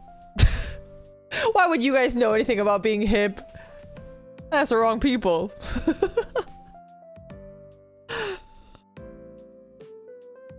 This is the anime retirement home. This is the anime retirement home. I can ask my nephew when I next see him again. Yeah, you can ask him. I don't think it's a region thing. I'm in Southeast Asia. I know younger people that use hella. Really?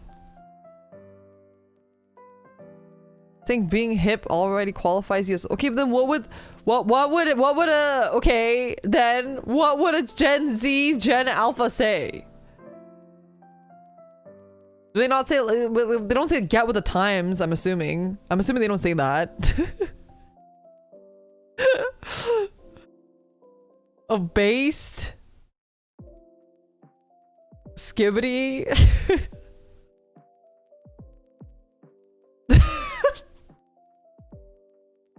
I hate this. I feel like our chat. I want you to look in the mirror right now. And by the mirror, I mean this chat box. I want you guys to look at this chat box right now. I want you to look at me. I want you to look at this chat box. And I want you to self-reflect for a second.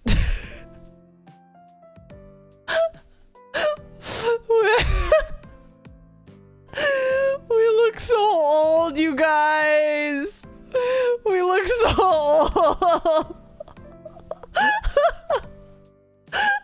Oh my god. Oh my god. I don't know why the emotes aren't working, you guys. I really tried to get the emotes to work. They should be working. I don't know why they're not working. Really, really frustrating that they're not working in chat. To be fair, the chat box does look like Windows XP. It does. It does. We all grow old together. We do. It's okay. As someone said, this is the anime retirement home. What do you mean the chat box doesn't look past 40? Yeah, we're all young at heart, you guys. Young at heart.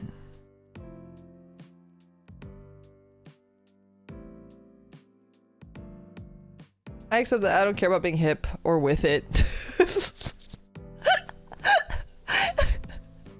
That's such an old thing to say. It looks like Alteri 8 hag versus _ hag. I think it's just, I think Twitch emotes are working, but the YouTube emotes are not working. I had to manually, it's such a pain in the ass, but basically because YouTube's like API is like not open or whatever, I had to manually upload all of the emotes, download my emotes as a image file, then upload them onto a server, then tag them with the correct name for every single emote. And I did that, but it didn't work. I did all that, all for it to not work. So here we are. But also, as I mentioned, for YouTube, we don't have all the emotes. I would say, like, I would beg you guys, like, please, can we unlock more emote slots? But I think because we're in between months right now, even if I were to open the threshold that YouTube tells me, YouTube is lying to me. It's baiting me. This has happened to me before. It says that I only need 10 more members in order to unlock more emote slots. But I think what's going to happen is if I get 10 more members, it's going to tell me I need like 10 more members. Joka, thank you so much for 1 month. Tadaima just got back from work. My hag affectionate Oshi. Thank you, I appreciate 9 more. I don't know. Okay, wait, let me see. Let me check. Let me check what it's looking like. Here we go. Memberships, emotes. Emoji is what they call it. Yeah, okay. 8 more members, it says. It says 8 more members, but I feel like it's a lie. I don't trust YouTube. Normally, like I said, I would be like, hey guys, would you guys be willing to get me to 8 more members so we can add more emotes? I would love to get the other emotes on here, but I think they're lying to me and I don't want to gaslight you guys. What emotes are we missing? Wait, let me see. I try to pick all the ones that I think you guys would use the most right away. YouTube. We are missing the crying one. Thumbs up. Wheeze. The sparkly eyed one. Yeah, we're missing a lot of them. I think it's just those ones. Yeah. Oh, and the shock emote. 1, 2, 3, 4, 5. Missing 5. Ghosty-chan, don't do it! Don't listen to YouTube's lies! Ghosty-chan, thank you for the gifted memberships. Don't listen to YouTube's lies!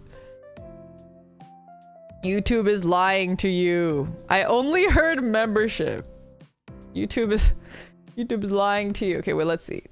Did it go down? It will go down. I think YouTube is gonna tell me 3 more. Yeah, it tells me 3 more. But I'm 99% sure after we get 3 more, it'll be like, you actually need 10 more now. And I'm gonna be like, fuck you, YouTube. But thank you so much, Ghosty-chan. I really appreciate it. Be sure to thank Ghosty-chan if you received one from them.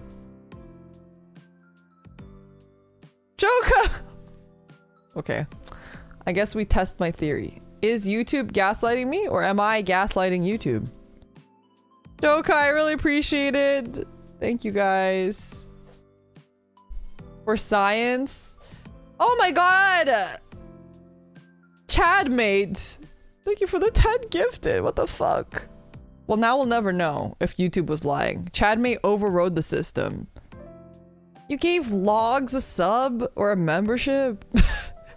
You sniped Logs' alt account? God damn it. Okay, let's see. What does it say? 13 more members! See? Oh my god, we even got 10 more and it's still saying I need 13 more. Dude. I'm telling, I don't fucking trust you. The fucking snakes, man. Fucking snakes. Be sure to thank everybody if you received a gift, by the way. Really appreciate it. YouTube scam. I'm not even lying to you guys. This happened to me last time. And I think the last time it happened to me, it was really embarrassing because I really did genuinely believe that it would open. But this time I'm like, I know YouTube what their problem is. Is the number supposed to go the opposite? Okay, so the problem is that YouTube, the way that it works is that say that at 50 members, you unlock 10 slots. It's not like that, but imagine. So if you get to 50 members and it unlocks 10 slots, you can put in 10 emotes. And then after you put in your 10 emotes, if your members the next month go down to 40 members instead, 10 people did not resubscribe, right? And Joker, thank you so much for the Twitch sub as well.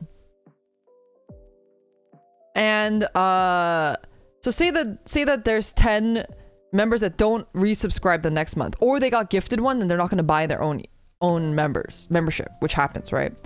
Then YouTube still gives you the 10 emote slots, but you technically don't have 50 members anymore.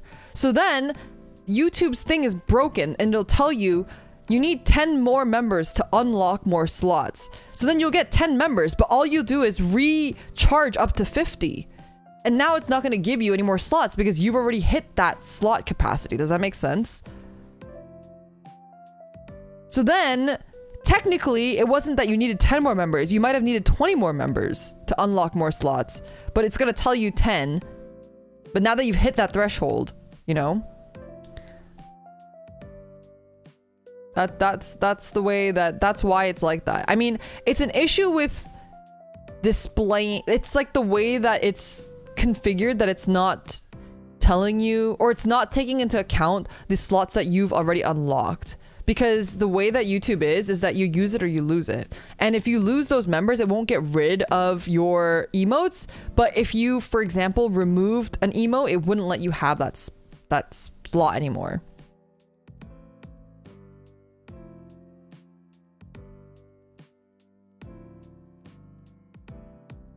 YouTube's lying. Now it's saying 13 more members.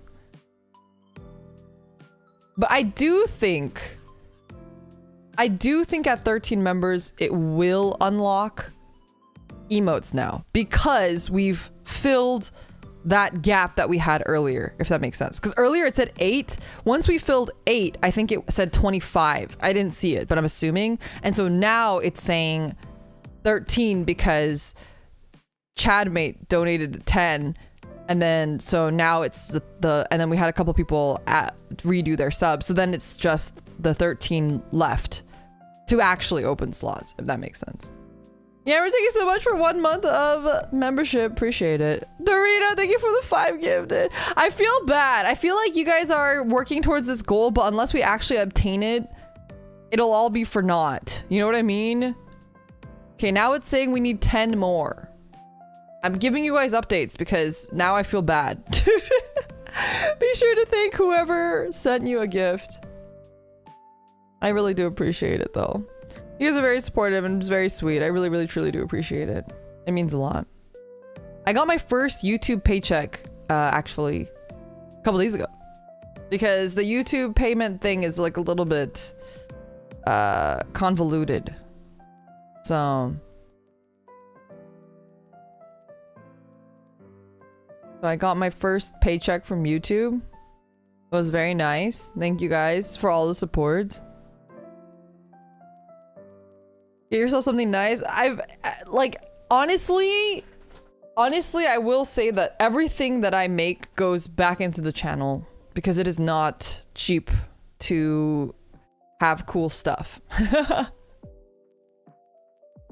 It's I have like, you know, my full-time job and then I have freelance. So that kind of covers my living expenses, but anything for stream related stuff, so like anything I have to commission. For example, I got some new toggles on my model that I should be able to show you guys sometime this week.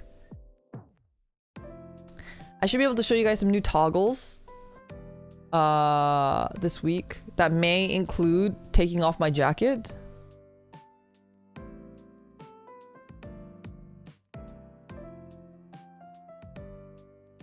Was it more or less than $3.50? It was, luckily it was much more than that. But like basically anything I make from YouTube, or like streaming, I use it to commission more stuff. It's very expensive to do cool stuff. So, you know, I try to keep things entertaining and cool so you guys feel like there's something new and there's something exciting all the time. And debut's kind of coming up. And obviously there's a lot of debut stuff that I need to prepare. I have a really cool idea for my debut, but honestly, it seems really expensive, so I'm really worried. Like, for example, I wanted to do the Nico medley as my cover for debut, but I actually don't think I can physically afford that. I think the mixing alone for that will be an insane cost. And then I don't even know what I would do for the video. I guess I could just like play the video, the original video, I guess, because like, you know, it's just so expensive otherwise. Ghosty-chan! Do you guys know every month Ghosty-chan comes into my throne and donates a little bit to everything? Donates just a little bit to all of my different stuff. It means a lot. Thank you. I think we just need 3 more.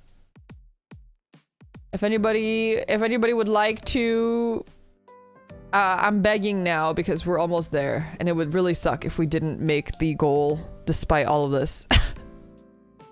Despite everyone gifting and trying to get these emotes, it would be really, really horrible if we didn't meet the goal. So if you guys would care to join YouTube memberships, we just need 3 more. I'd really appreciate it. And no, you know, no pressure. But if you have been thinking about it or considering it, I'd really appreciate it so we can unlock these emote slots. Everybody has tried so hard to unlock them. Dorito, thank you. I really appreciate it. You guys are crazy. Okay, here we go. We got these emotes now. Thank you guys so much. Yay! Oh my god, we got 1 emote slot. That's insane. I'm gonna murder YouTube. In Minecraft. Ah, fuck. 1 slot? Which one do I even do? I thought it would unlock... It said 15 emojis, so I thought it would unlock 15 slots, but... Should we do...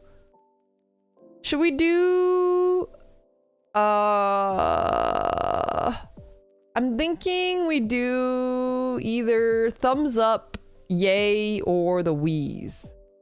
Which one would you guys like? Need the crying one? Okay, wait, let me make a poll on YouTube. John Doe, thank you so much for joining the buddy list. I really appreciate it. I'm really sorry that it's just one fucking thing, but let me make a... Okay. Emoji. Thumbs up. And you guys can check on Discord or on Twitch if you want to see the emotes. Wheeze. Crying. Yay.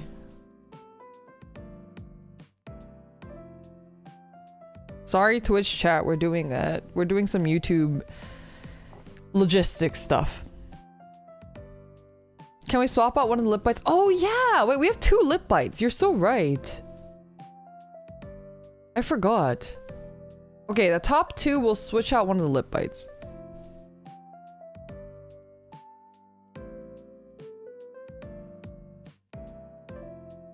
Oh yeah, Ein Jr. Perfect. Thank you for posting those. It's thumbs up. Oh, you missed wheeze. It's thumbs up, wheeze, crying, and yay.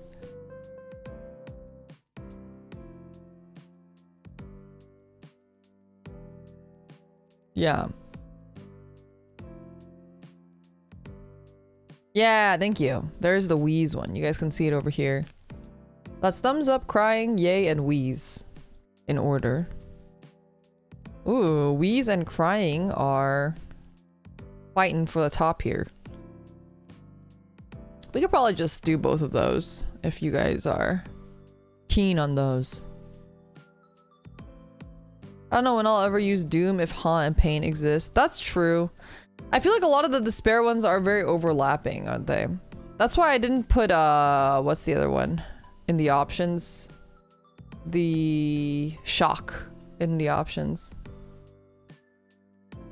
I was gonna change them, but at that point I had already approved the sketches and I didn't want to ask the artist to redraw everything, so I had also realized that some of them were really overlapping, but it is what it is. We'll do some more positive ones later. I think it's because I tried to base it off of like what I use the most.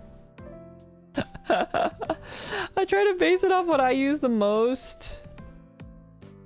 And I just tend to use a lot of the sad looking ones.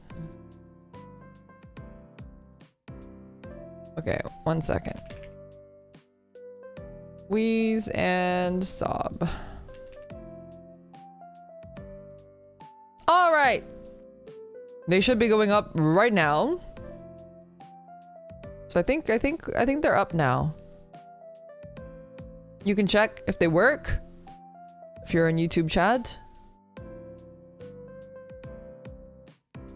You might have to refresh. There we go. Yeah, they're not working in my display, but that's okay. That's just how it's gonna be. I don't know why it's so broken, but you know. We're figuring things out. But yeah. For example, emotes. Every emote costs money. I got a really good deal on most of my emotes, but if you get like really nice emotes, each emote is like $60 for one emote. And I think those people absolutely deserve the money that they get, by the way. I'm not trying to shade on it, and I'm not trying to shame anyone for asking for that much. And I have a couple friends that, you know, their emotes cost that much. And I think that's totally valid if you have a market for that. But I cannot afford $60 emotes. So I do not commission people who have $60 emotes. But it's hard to find quality emotes for a good price. So luckily, I really like both my emote artists. I'll introduce them in full when I do the debut. And I hope to get some more emotes from them soon. But yeah. This is why Victorian rich people had artists live in their mansion. Exactly. It honestly, like patrons make a lot of sense if you think about it, because artists can't get better at art if they can't afford to live and they can't afford to like feed themselves and all that stuff, right?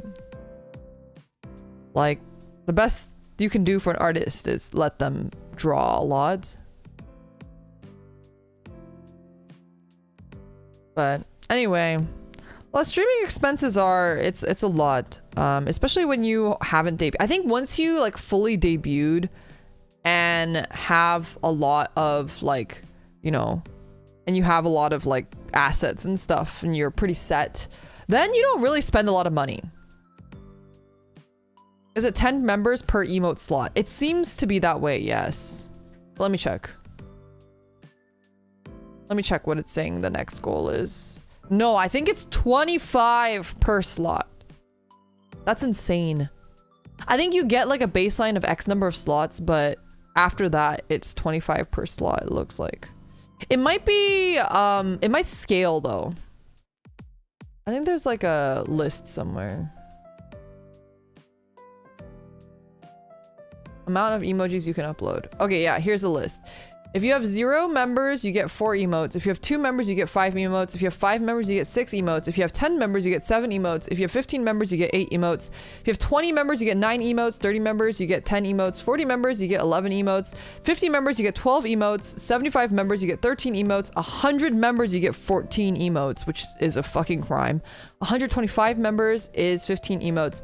I think after 100 members, after 75 members, every 25 members, you get 1 emote. Holy shit. 1 emote. If you have 5,000 members, you get 54 emotes. That's the max emotes you can have. For 5,000 members. That's insane.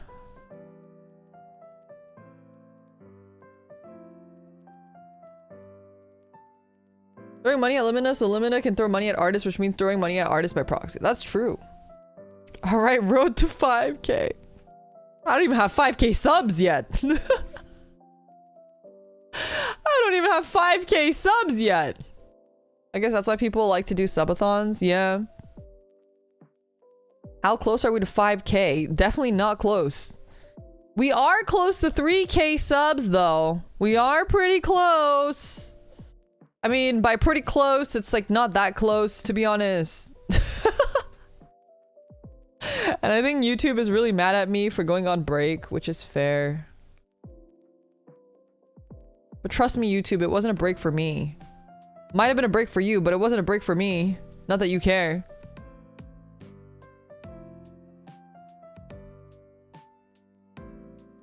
Under 80 guys-ish, yeah.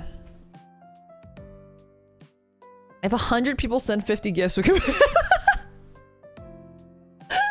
That's insane. How much is 50 gifts? Isn't 20 gifts is $100, so that's like $250. Actually, it's like not terrible. I guess if 100 people spent $250, which is like a lot to ask, that's a lot of people. If 100 people sent $250, yeah, I guess we could make it. 5,000 members is insane. No, I'm not, I think it's fine. We'll get there. We'll organically make our way there, hopefully. Maybe during the debut, we'll get a bunch of people joining the members and stuff. That'll be nice. I have a lot of plans for all my stuff, but hopefully I have enough time and money. I think that's the hardest part, is like I'll have these ideas that are like insane and that are really cool, but it's just very expensive.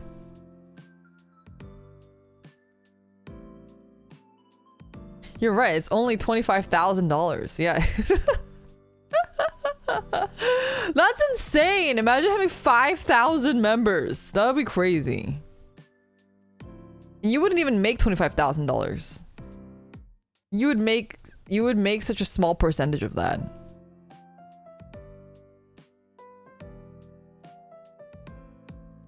you would make, what is that? 600, what? 25,006. You would make, no, YouTube would take 6,000. I can't do mental math. $6,300 of that, I guess.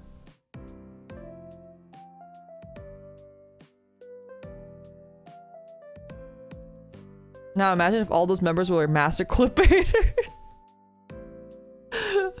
That'd be crazy. 19K, yeah. I mean, 19K is a lot of money though. 90K is a lot of money. I mean, that's why I think people do subathons, right? They do subathons. Basically, the way that typical like VTubers do it is they do a subathon because in a subathon, they'll make enough money to last them like X number of months. If they do a subathon and it's successful, they can like last maybe like four months if they're good at managing their money. Because usually when like regular smaller VTubers do subathons, they don't make that much money. I mean, unless they do. But sometimes it'll last them between 4 months to half a year. And then that money that lasts them 4 months to half a year, they don't have to worry about making that much money. Because, okay, here's like the logistics, right? For most VTubers, most of the income comes from like donations and memberships. For somebody like me, who I don't like actively ask for donations and I don't do subathons, all of my money, mostly 99% of my money comes from memberships. And really big VTubers will make money off of their clips as well. So they'll have like monetized clips and the clips will generate passive income. I've never made money from any of my clips. I think like even in the past when I've had clips do pretty well, I've made like maybe like max a month, maybe like $8 off of clips or something. Maybe not even that. And each clip, when you pay someone to edit your clips, which is what I do, Jello edits my clips and he's awesome. I pay Jello like money to do each clip. So each clip is like maybe around like $100 or something. I'm not gonna say the exact numbers because obviously like that's Jello's prerogative whether he wants to like, you know, whatever. But it just ballpark, let's just say like around $100 for a clip. Each clip is $100, and if I make $8 from that clip in that month, I've lost $92.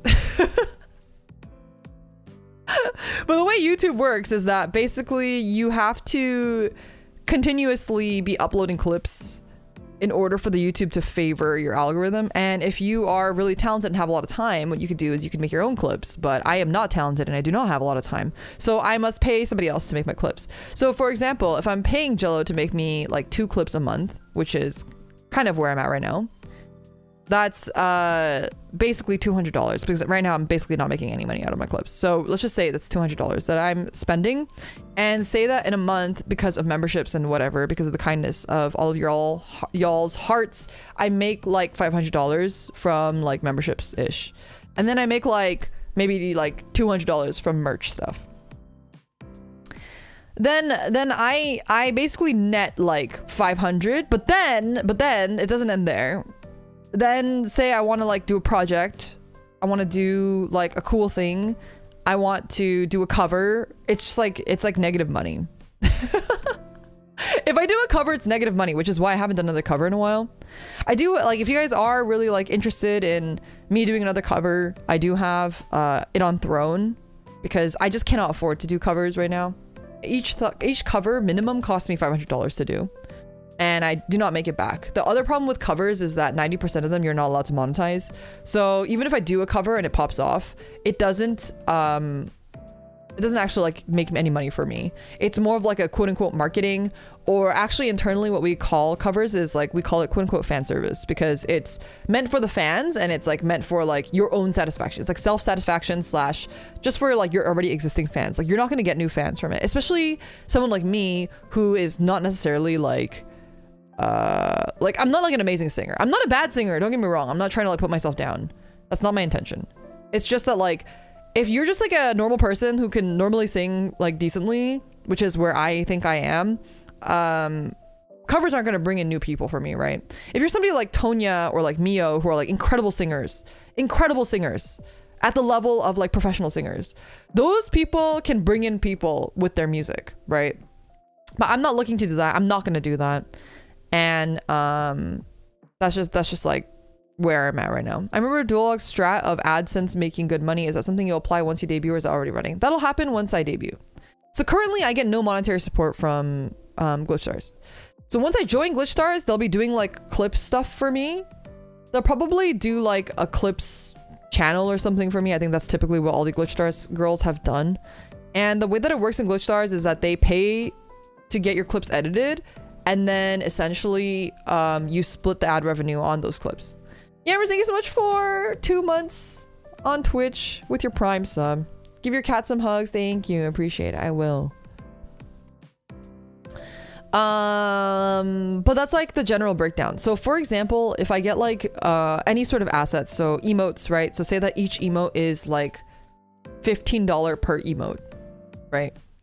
Typically, I would say that on average, emotes are about $15 per emote.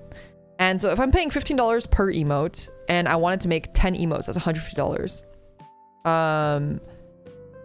Luckily, emotes are something that I only have to do once. But if, for example, like, and a lot of these things you only have to do once, but there are things that are reoccurring. Like, for example, cover songs are one. Or if I want to change my like stream overlay, or if I want to change my loading screen, if I want to add things to my BRB screen, if I want to get an animation for that, if I want to like, you know, I'm paying money for people to make things like a mascot for my full model.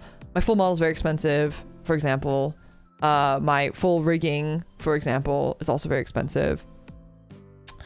And yeah, those are all like things that cost me a lot of money, and until I can pay off those things / until I can, I mean, I'm not paying them off, they're not on credit or anything. Like, I'm using my own money right now to pay for those things, but like, to me, if I use my own money and then I make money, I'm paying myself off, right? So if something cost me $2,000 and I'm making like, say I made like $300 this month on stream stuff, then over time I will pay back myself the $2,000. So I don't like to think that I'm coming out $300 positive in a month. Does that make sense? Anyway, that's just like kind of a look into the financials of VTubing stuff. It's not a very lucrative thing. I think if you've been established and you've been doing it for a while and you have all your assets and you're not making anything new and you're not really keen on doing covers and you're not keen on like getting skebs and all that stuff, then you can make money once you're established. But I think if you're not in that sort of situation, or you're just about to debut, or you're just starting out, it's a lot of, you're in the neg for a really long time. If you're experimenting things, like you want to do clips on your channel, you want to do covers, etc. The skeb black hole, that's why I don't like to get skebs. Because the thing about skebs is that while every VTuber wishes that they could spend all their money on skebs, and some of them do, which is insane to me, but they do. Whatever makes you happy, right? It's like a dopamine hit. It's like so the thing about skeb and the way that skeb works, and if you guys are not familiar with skeb, what skeb is like a Japanese commission site. You can send people money, and it's usually really inexpensive because the USD to yen conversion is also really good, and because you don't get any feedback. So you send money and they will give you art in a couple months. And usually you give them a little description about your character, about like things that you want. For example, I got a skeb recently for this project, and it actually turned out really bad because the person didn't draw my earpieces and they gave me like real people ears. And they also didn't make my eye color correct. So I can't even use it. Even though it was for like a specific project, or I might try to edit it myself. I don't really know. And some artists like don't take kindly to you editing their art. Skeb is a gamble because it's a one shot thing. You send it and you get it back, and you don't get to change anything if something is wrong with it. You can suggest them to do things, and even in my request I actually said please make sure that the earpieces are there, but they just didn't do it. So sometimes they just like they'll just like disregard whatever that you ask them to do. And again, you can't ask for anything to change. So that's why it's like really cheap. it's like a looser commission. Yeah, exactly. It's like a commission, but you have no revisions, and you can give them suggestions on what to do, but they also can choose to ignore your suggestions. It's like their prerogative. And they could just draw you whatever the fuck they want. There's nothing you can do about it. That's like the whole point of the system, is that obviously if they draw you whatever the fuck they want, they're probably not going to get more commissions from other people. So that's like the trade-off, right? It's supposed to be like reduces the like workload on artists to have to do back and forth with people, but so that's the upper hand for the artist. But and then so for the benefit for you is that you pay a really low price compared to if you were to actually commission them. So why do VTubers have like skeb addictions? Why do they like skeb so much? If you have a VTuber Oshi and you want to support them and you feel weird about donating to them for whatever reason, or you just want to find a different way to support them, the best way you can support them is getting them skebs. Every VTuber wants skebs. There is no VTuber that doesn't want skebs. Commissioning art for your Oshi is like, it's like giving them drugs. If you guys haven't seen, Darina has commissioned stuff for me as well. And I really appreciate it. It's really good. Or like if you're an artist, obviously just drawing stuff for them. But are VGens just as cool? Of course, yeah. But I think a lot of times VTubers like skebs because they're Japanese artists, so they tend to have like an extreme like anime art style. Whereas VGen, the art style can be a lot more varying because it includes like Western artists, which is why like when I say skebs, it is like, it's more encompassing in terms of like that certain specific style as well. But essentially VTubers, like if you think about like the psychology of like what a VTuber is and like what they're trying to accomplish and like what they're doing, yes, they're trying to make content, but it is like most VTubers really like their own avatars. I would say 90% of VTubers love their own avatars, and they tend to pick avatars that are things that they like as opposed to things that might even fit them, for example. And they pick characters or colors or things that are reminiscent of things that they personally really enjoy and they really like.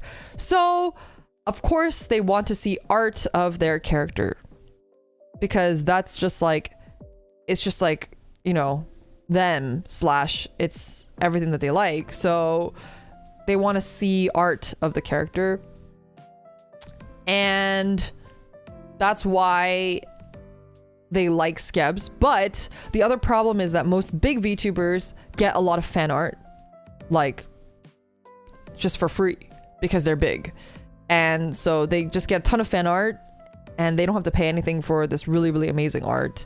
So a lot of VTubers see, small VTubers will see big VTubers getting all this art and they go, man, I wish I had art like that. And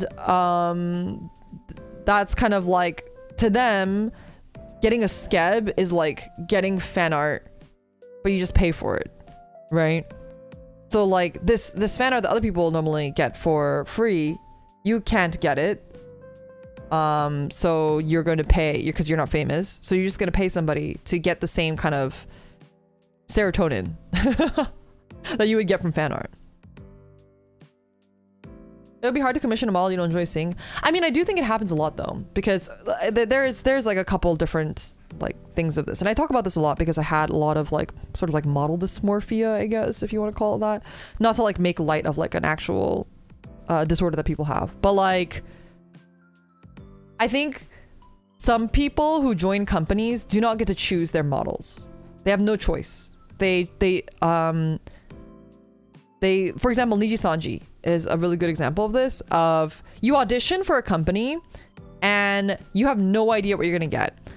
Usually, and I know that Niji Sanji does this because I've heard that they do this.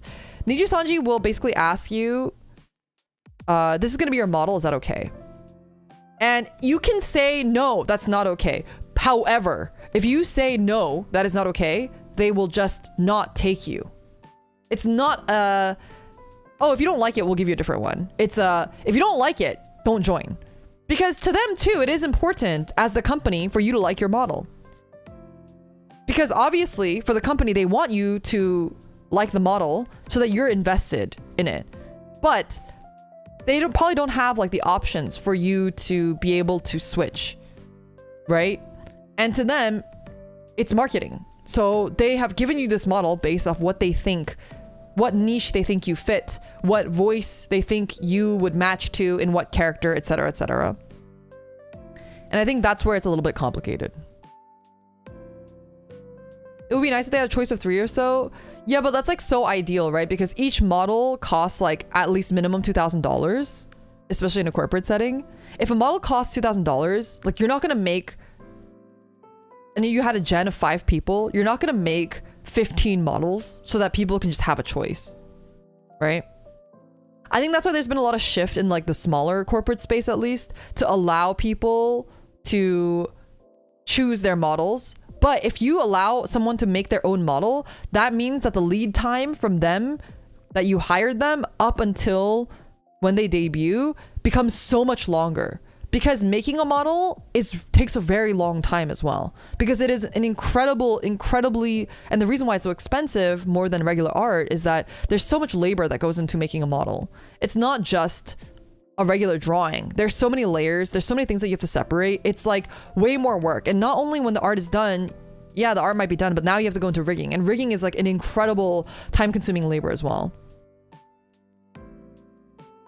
Would including them in the initial consultation be ideal? Honestly, I don't know what the ideal is. If I were running a VTuber company and you told me like, Limina, you have a VTuber agency.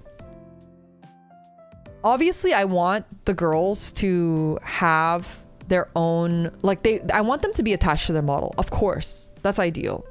But the fact is that if you actually want to run this company in a timely manner, it's going to be so impossible to have everybody always be involved. And sometimes, and I've seen this happen, girls will want something that doesn't fit them. It happened to me too, right? We've talked about this. You think that you want something, but that's not necessarily the best thing for you. Because looking at yourself objectively is a really, really difficult thing that most people actually cannot do. I do not blame anyone. I can't even do that. I have a very difficult time looking at myself objectively. The way that I have to do is I have to just like gauge what other people think about me and ask people that know me well or don't know me at all, actually, even better if they don't know me, and ask them like, what's your first impression? What would you expect out of somebody with my voice? What would you expect with somebody with my personality? What would you expect them to look like? Right? I need a board of investigators to determine what I am. Exactly. I think so. I think a lot of girls, when they're asked to make their own model, and you'll see this problem a lot when you see like people who are corporate going into indie. I think I've kind of talked about this, but a lot of like former corpo girlies will go indie and they'll have the opportunity to make their own model. And a lot of times you'll look at their new model and you'll go, I don't like it, or I like their old one better. And the reason why that is because they're oftentimes picking the things that they like, which is not necessarily, that's great. They can pick what they like and that's fine. But that doesn't necessarily mean it's the best thing for them objectively marketing wise, or it's not the best fit for them for their voice, or it's just not like objectively appealing, right?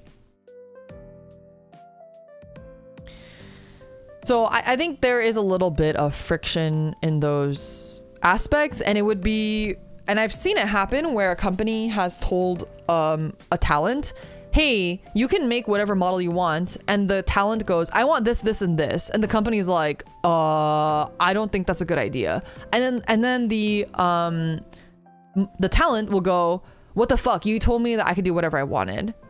Like, why are you giving me restrictions now? You said I could be whatever I want.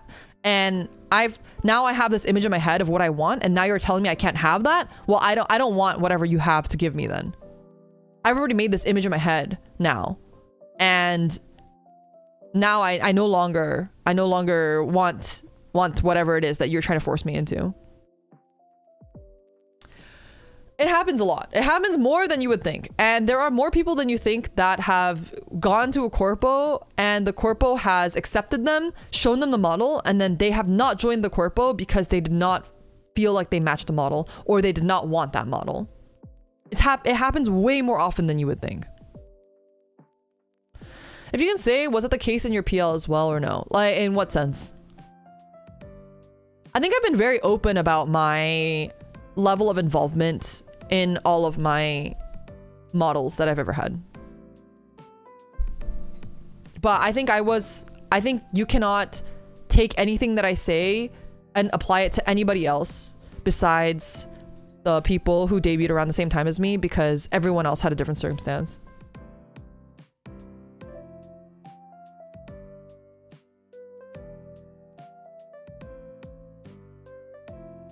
So, did you have a selection process? I think I mentioned it before, but I was able to pick everything.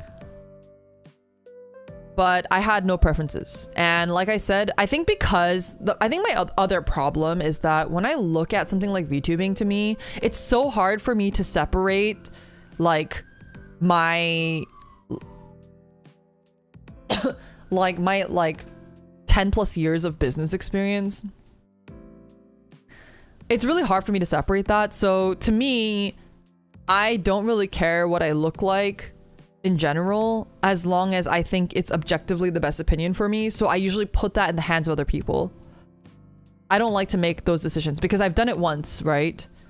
My PL that some of you guys maybe don't know, are not familiar with. My very first VTuber model was not me at all.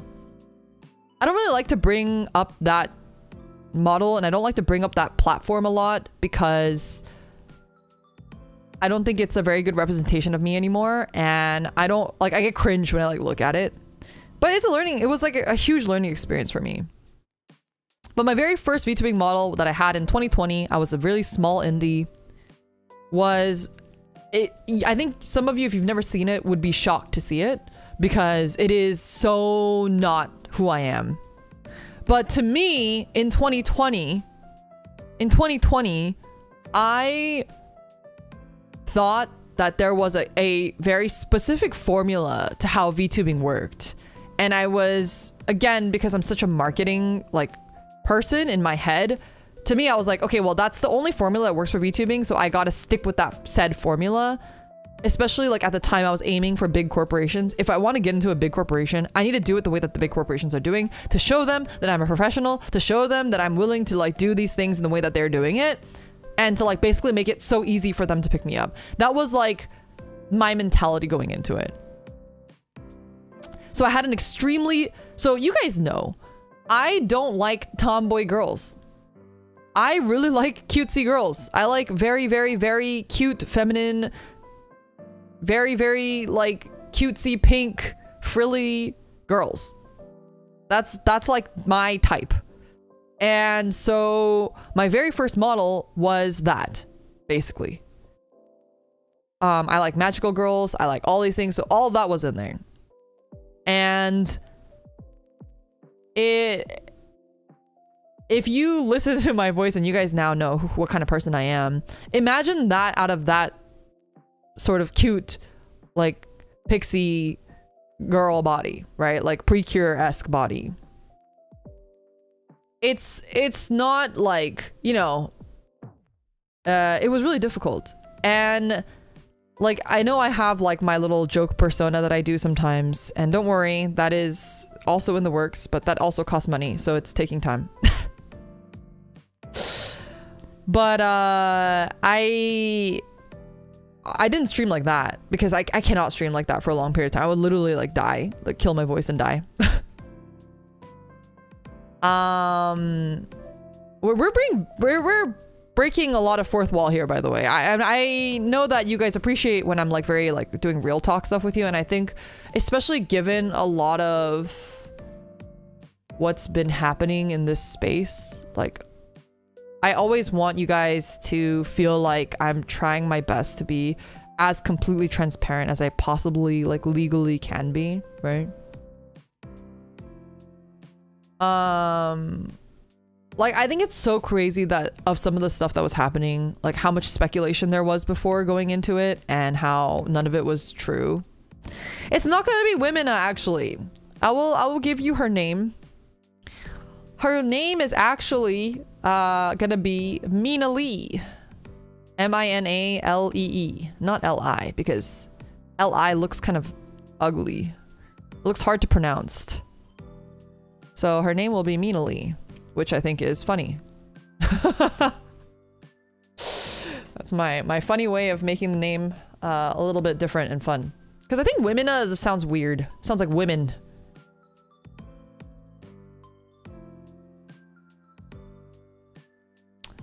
But also because Minali, because, you know, it's a familiar name for those for D gray man people.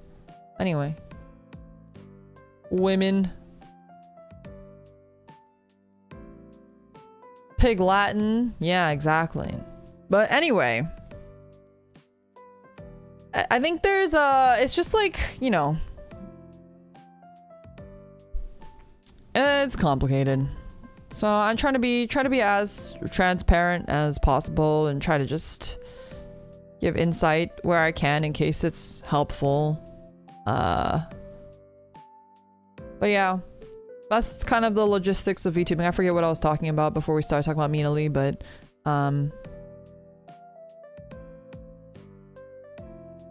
logistics.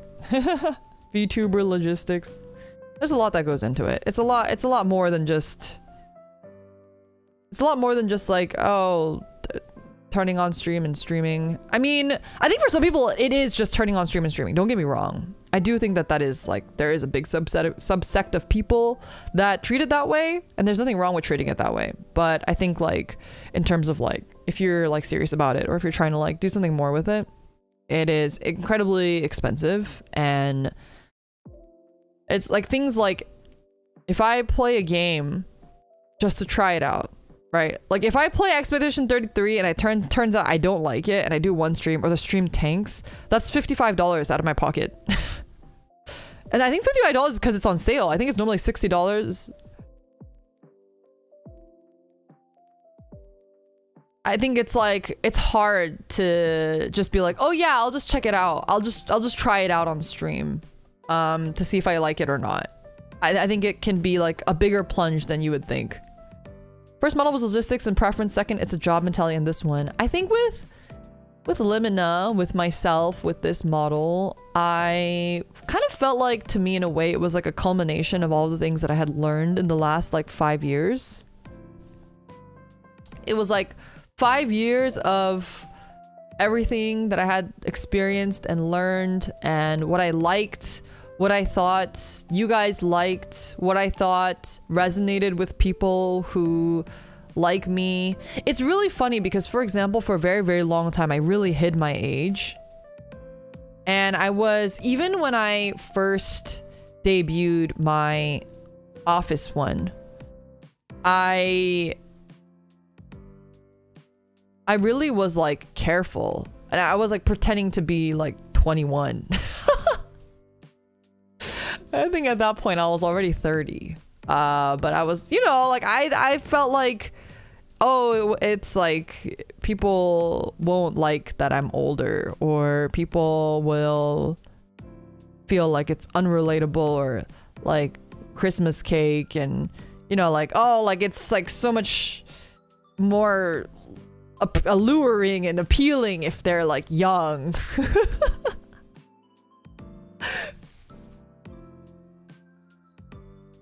Which I think sounds really silly now. And I think a lot of you guys might be like, that's so dumb. Why would anyone think that?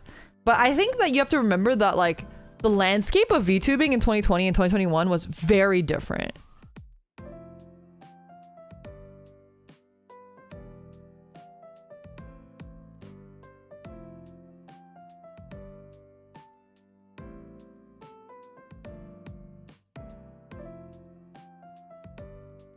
Like, I think it's like really insane to think about it now. But yeah. I think back then it was really different. And I think there were different expectations of VTubers, and the market was so new, and nobody really knew what was good and what was bad and what was okay and what was not okay. But now it's like insane, because now it's like you can be whatever. Like there was like that one VTuber that was saying that she's like 40. I was like, wow, good for her. She just like came out and said it, and I was like, that's awesome. And like it's a very, very, very different space now. And now we even have people who pretend to be hags that aren't hags, which is like insane to me. Like, why would anyone pretend to be older than they are? But I think that's cool in a way. I mean, it's not cool for me who's like an actual hag, but like, I think if you are like, it's cool in the sense where, oh, it's that marketable now. It's that marketable now that people are pretending. Like, it's a cool thing to be old now, I guess. Which I think is like for me, who is actually old, like, I don't even think I'm that old, to be honest, but like, you know, it's just like, oh, I guess it's that marketable now that people are actually, who are young, are pretending to be old. Like, that's crazy.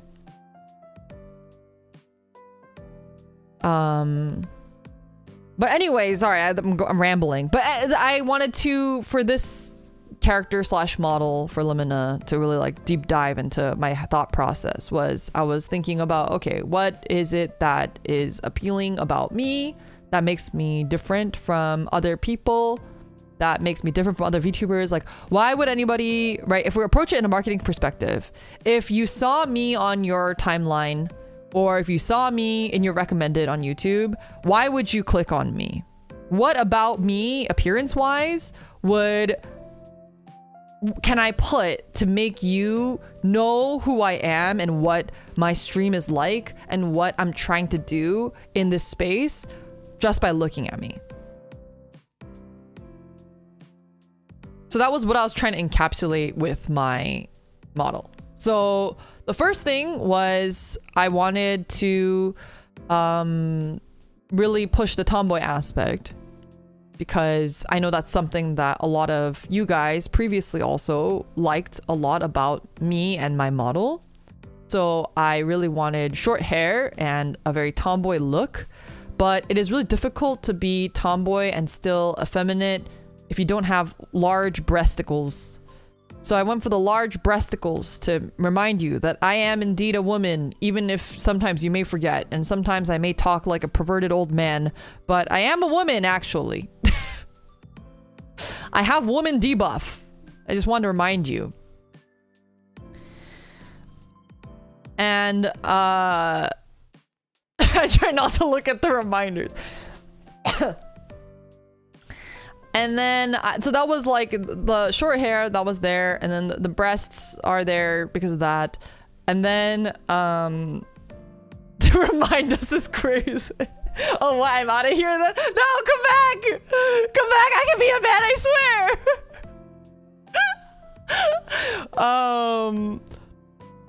And then the other thing that I really wanted to push was like, okay, I'm on the older spectrum of VTubers. I'm not the oldest VTuber out there. I'm not really a hag, but I am on the older spectrum. And part of me on that older spectrum is like, I really like I don't like the 90s stuff as much because I'm not that old. But for me, it's like the early 2000s, right? Like for me, that's my era. Like the early, like 2000 to 2010. Like that's my era.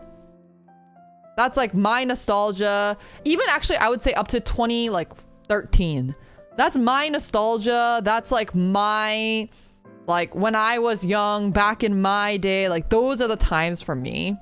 It's not quite the 90s. So I wanted something about my aesthetic that read really 2000s anime core, as the kids would say. That's why I didn't do like, I could have gone more retro. I could have had like hair vents. I could have gone like way more retro, but I didn't want to give the impression that I'm like a retro VTuber, if that makes sense. I think people who aim for the 90s stuff, that's like, the 90s stuff is like if you're a retro streamer. But I'm not a retro streamer, and I don't want anyone to expect me to do retro games because I am weird. It's like I think I'm like in that weird middle ground where I'm old enough to enjoy and appreciate retro for nostalgia, but I'm too old to want to bash my head against fucking retro games. Retro games are just so awful. I need quality of life. I'm too old. I don't have time for that shit. So that was that. Anyway, I wanted to appeal to that 2000s vibe. And so something that to me felt really 2000s There were a lot of things like on that list that could feel 2000s, but something particularly about the 2000s that I liked, that I also think worked well with my brand, was the Android aspect. We love a good Phantasy Star online, you know. I think it kind of leans a little bit into the 90s a bit as well, but you can see in the design that it feels a little bit more 2000s than it does 90s, because the 90s like Android aspect was a little bit more intense, but this one feels a little more slick, which feels a little bit more 2000s. So I think that came across really well. And the other part of the Android bit that I wanted to push was I like mech stuff, and I do a lot of mech content. I do Gundam stuff, so I wanted it to feel like mech-ish. So that's kind of why the earpieces, or that's why the Android stuff happened. Yeah, the Fruit Tiger Arrow aesthetic for sure. Chobits aesthetic, yep. And yeah. And then I wanted my outfit. So something about like some of the previous outfits I had was that it was very difficult to feel like my character sometimes matched the vibes of my stream. Like sometimes if you have too strong of a thematic or like a fantasy aesthetic to your model, it can be difficult to match different types of games that you're playing, and it just feels a little out of place. And if you have a lot of outfits, then that's totally fine. But for my base outfit, I wanted something really, really simple that was like very recognizable, but still like felt like we're just gaming at home, we're just hanging out, a bit of the Hikikomori vibe, the welcome to NHK kind of vibes, you know, like I wanted it to feel a little bit more in that space, like comfy, but still like cool and still kind of sexy. So that was like the primary vibes that I was going for with my outfit. And I think for a bit, I was a little concerned because I felt like it almost was too comfy casual. Like it was not interesting enough. But to me, I think this really suits who I am. And in the future, I can always have different outfits that can match more other stuff. But at like a baseline, I wanted to just be like a normal guy. I just wanted to be a guy that happens to have Android ears. So that was why I went with this. You know, actually, initially, I wasn't going to be an Android. Initially, I was just going to be like a human guy. I was just going to be a normal human guy. And I changed that because when I started thinking about being a normal human guy, I got a little like cold feet about it because it felt a little too... like I didn't have anything particularly strong thematically going for me. And so, but actually when I was going to be a normal human guy, it's really funny because that was when I was talking with Shiki. And I was talking to Shiki and I said, yeah, I'm going to like do like an office lady thing. Originally I was going to have like an office lady outfit and everything. And I was like, I'm just going to have like an office lady thing where it's like office lady into tracksuit. That's like the vibe. And she was like, oh, that's so you. Like, I love that. And then she was like, oh, you should, she was like, it would be so cute if you had like a paper clip somewhere or you use that as your Oshi mark. And I was like, wait, you're so smart.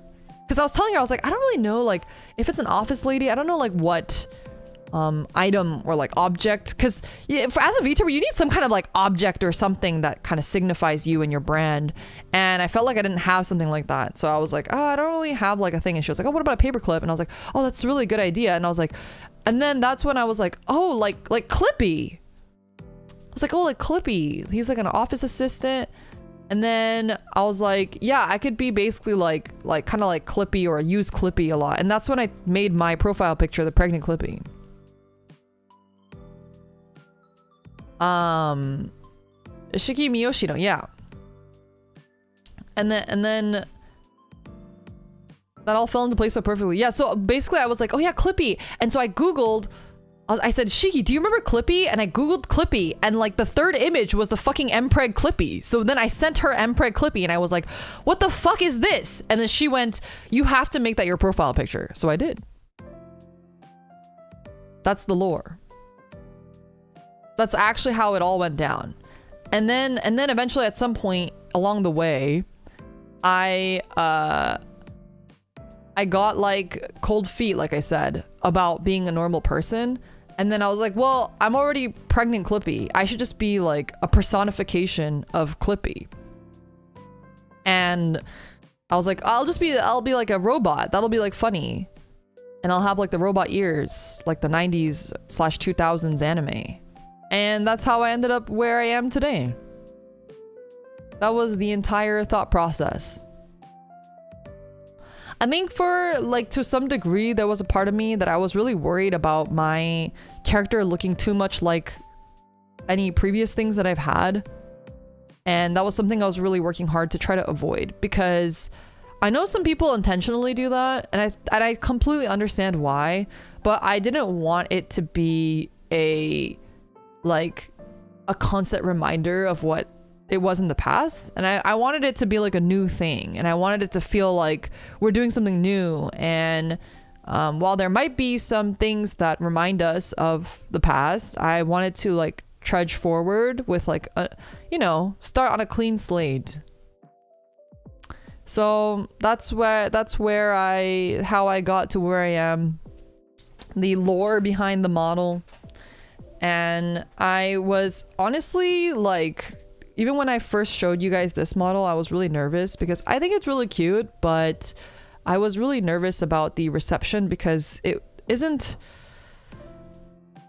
quite as like cool as previous things. It isn't quite as like sexy as other things either. It's a little bit more like silly in a certain way, and it definitely feels a lot more casual, and I was worried that people would not like that, but I was really happy to see everyone's positive reception. And I also had a lot of people telling me that they were new and they just liked my model, and it's like been really it's been feeling really rewarding. Like I feel like really glad that I got to do everything the way that I got to do it.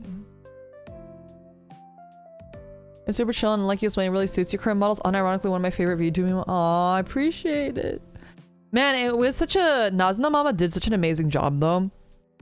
It was honestly kind of a gamble, because if you look at Nazuna Mama's other pixel model children, they look nothing like mine.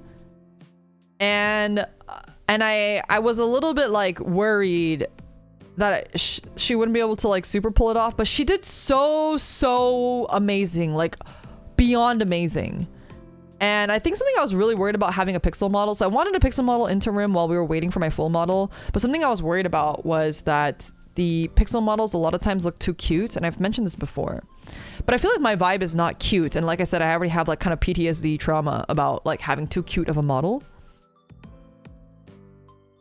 So like I really wanted the model to feel cool, even if it was kind of cute. And I think Nazuna Mama did like such an amazing job. And I'm really excited to show you guys the toggles that she did for me, which I need to... She hasn't responded yet. She's not awake, I don't think. Yeah. So we'll have new toggles later this week. I figure, it's summer. Gotta open up the jacket or take it off completely. Yeah. So I'm really excited to show you guys everything underneath, I suppose. I think it's cute enough, but not too cute to cause dissonance. Yeah, I think so too. Thank you. I really design. I really like the design. It super suits your vibes, and I'm excited to see more with this model and future model. Yeah. I think the full model is gonna look really awesome too. I'm really excited.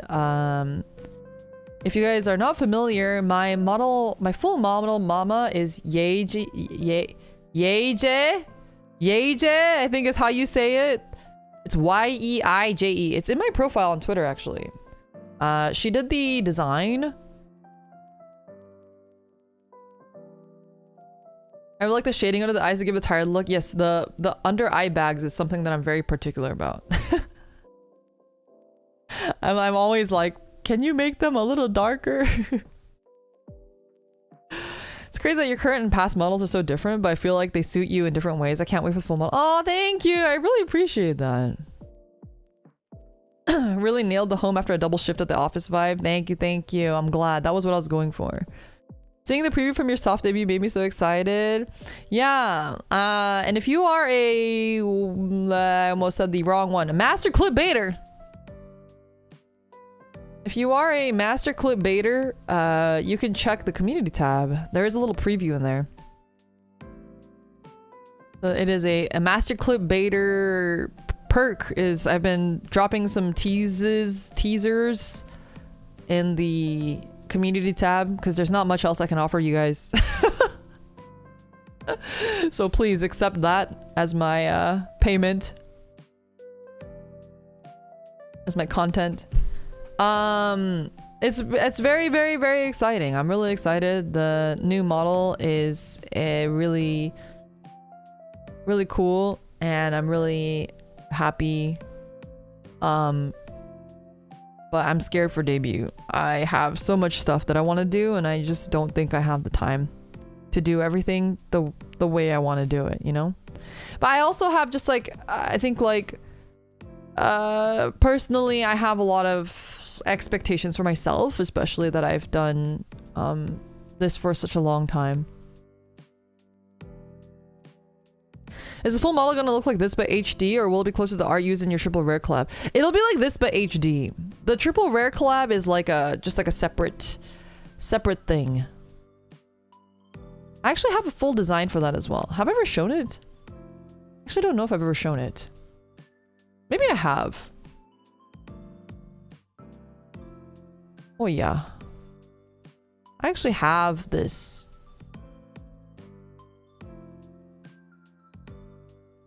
This is the full design of the Mecha Girl version that is in the triple rare merch.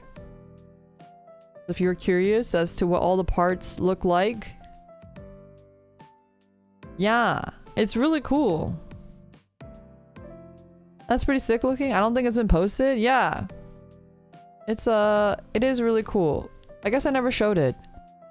Oh wait, this one doesn't have the sensor. Oh, we censored the boobs.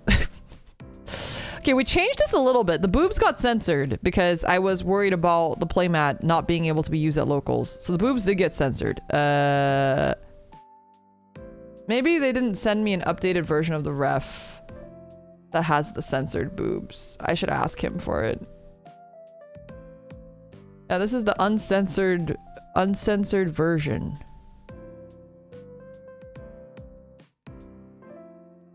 I like how you have the tired expression like, shit, I just got home from work and now I have to get in the mech. Exactly. Yeah, there's a lot of really awesome detail and it looks really, really cool. Sawada really knocked it out of the park with this one. And I'm really happy with how the merch came out. And I know some people were actually asking about this, but we will be doing some EX resource stuff as well. Initially, when we made all this stuff, we didn't really know how the game flow and stuff was going to work, so we didn't really have an idea of how to like gauge everything. But we will be adding EX resources and potentially an EX base as well that you can buy from Triple Rare. And we may have some other goodies that you guys can pick up very soon for the drop number 2, basically. But feel free to check it out or pick up if you guys haven't picked up the triple rare stuff. There's a lot of cool stuff on there. So be sure to check it out and pick it up if you are interested in the Gundam TCG, or if you're not interested in Gundam TCG and you just want to see the you just want a cool playmat. Yeah. I'll remove this. Yeah, but like, you know, for example, the triple rare collab is a really good example of like it's a really good example of like I made as much as I spent. I made as much as I spent. Like, the art is obviously, I want nice art, so the art's never going to be cheap. So I spend all this money on art, and then and we split the cost. So Triple Rare also pays for part of the art, and then I paid for part of the art because I wanted it to be a very specific thing. And then I make money and I take a cut, and Triple Rare gives me, you know, they give me a cut, and they work really hard. Like, obviously, like, I'm not gonna ask for, okay, the way that merch works, and I think people get really surprised when they see like VTubers merch cuts, but to be completely transparent, honest with you, it makes a lot of sense if you think about it. Who's doing the customer service? Who's doing all the shipment and fulfillment? Who's doing all the graphic design? Who's doing all the management of the website? Who's doing all the production? Who's doing all the handling? Like, it's all the merch company. I don't do anything. I literally just sit here and I shill the merch and I say, please buy my merch, and then I make money. So it wouldn't make any sense if I was making a lot of money from it, right? So to me, I make a little from merch, but a lot of times, and eventually we'll get there, but for now, for me, merch is like, it's for me. Like, I just think merch is cool. I want my own merch. I think it's awesome, and I think that's what's fun about it. Once I am big, famous, or whatever, then I'll be making a lot of money on merch, and we'll all be making a lot of money on merch, and everyone will be happy, even with my cut, right? But for now, it's just, I get my merch for free, and that's awesome, and I, you know, get cool art. That's awesome, and I'm happy with that. I'm happy with that, and that's okay. I think a lot of people, yeah, they complain about cuts and stuff, but they don't really understand like how much work it actually is. And I've tried to ship and do and all these things myself, and it's really difficult, and it's a lot of work. So I'm ever grateful to Triple Rare for always giving me the opportunity, for also like always listening to my insane whims, because I'm always like, can we do this? And then the poor Triple Rare guy is like, we could try. Like, how about this? Do you think we could do this? And they've been nothing but awesome to work with, so I hope you guys will support them and check out their stuff. And even if it's not my stuff, they have a lot of other cool stuff on their website if you like One Piece or Vanguard. So I highly recommend giving them all your support. And there should be another Limina drop, just a couple things, hopefully soon. So keep your eyes peeled for that too. Yeah. Yeah, it's a thing. I think people think that VTubers just print money, and some of them do. Don't get me wrong. Some of them do, but not all of them. A lot of us are struggling here, hanging by a thread. Oh, somebody earlier asked me a question about freelance, but I didn't know. Whoa, who was that? Can you come back? What was your question about freelance? I'm happy to answer any questions that people have about freelance, or if they have any like things that, you know, advice that they need for freelance.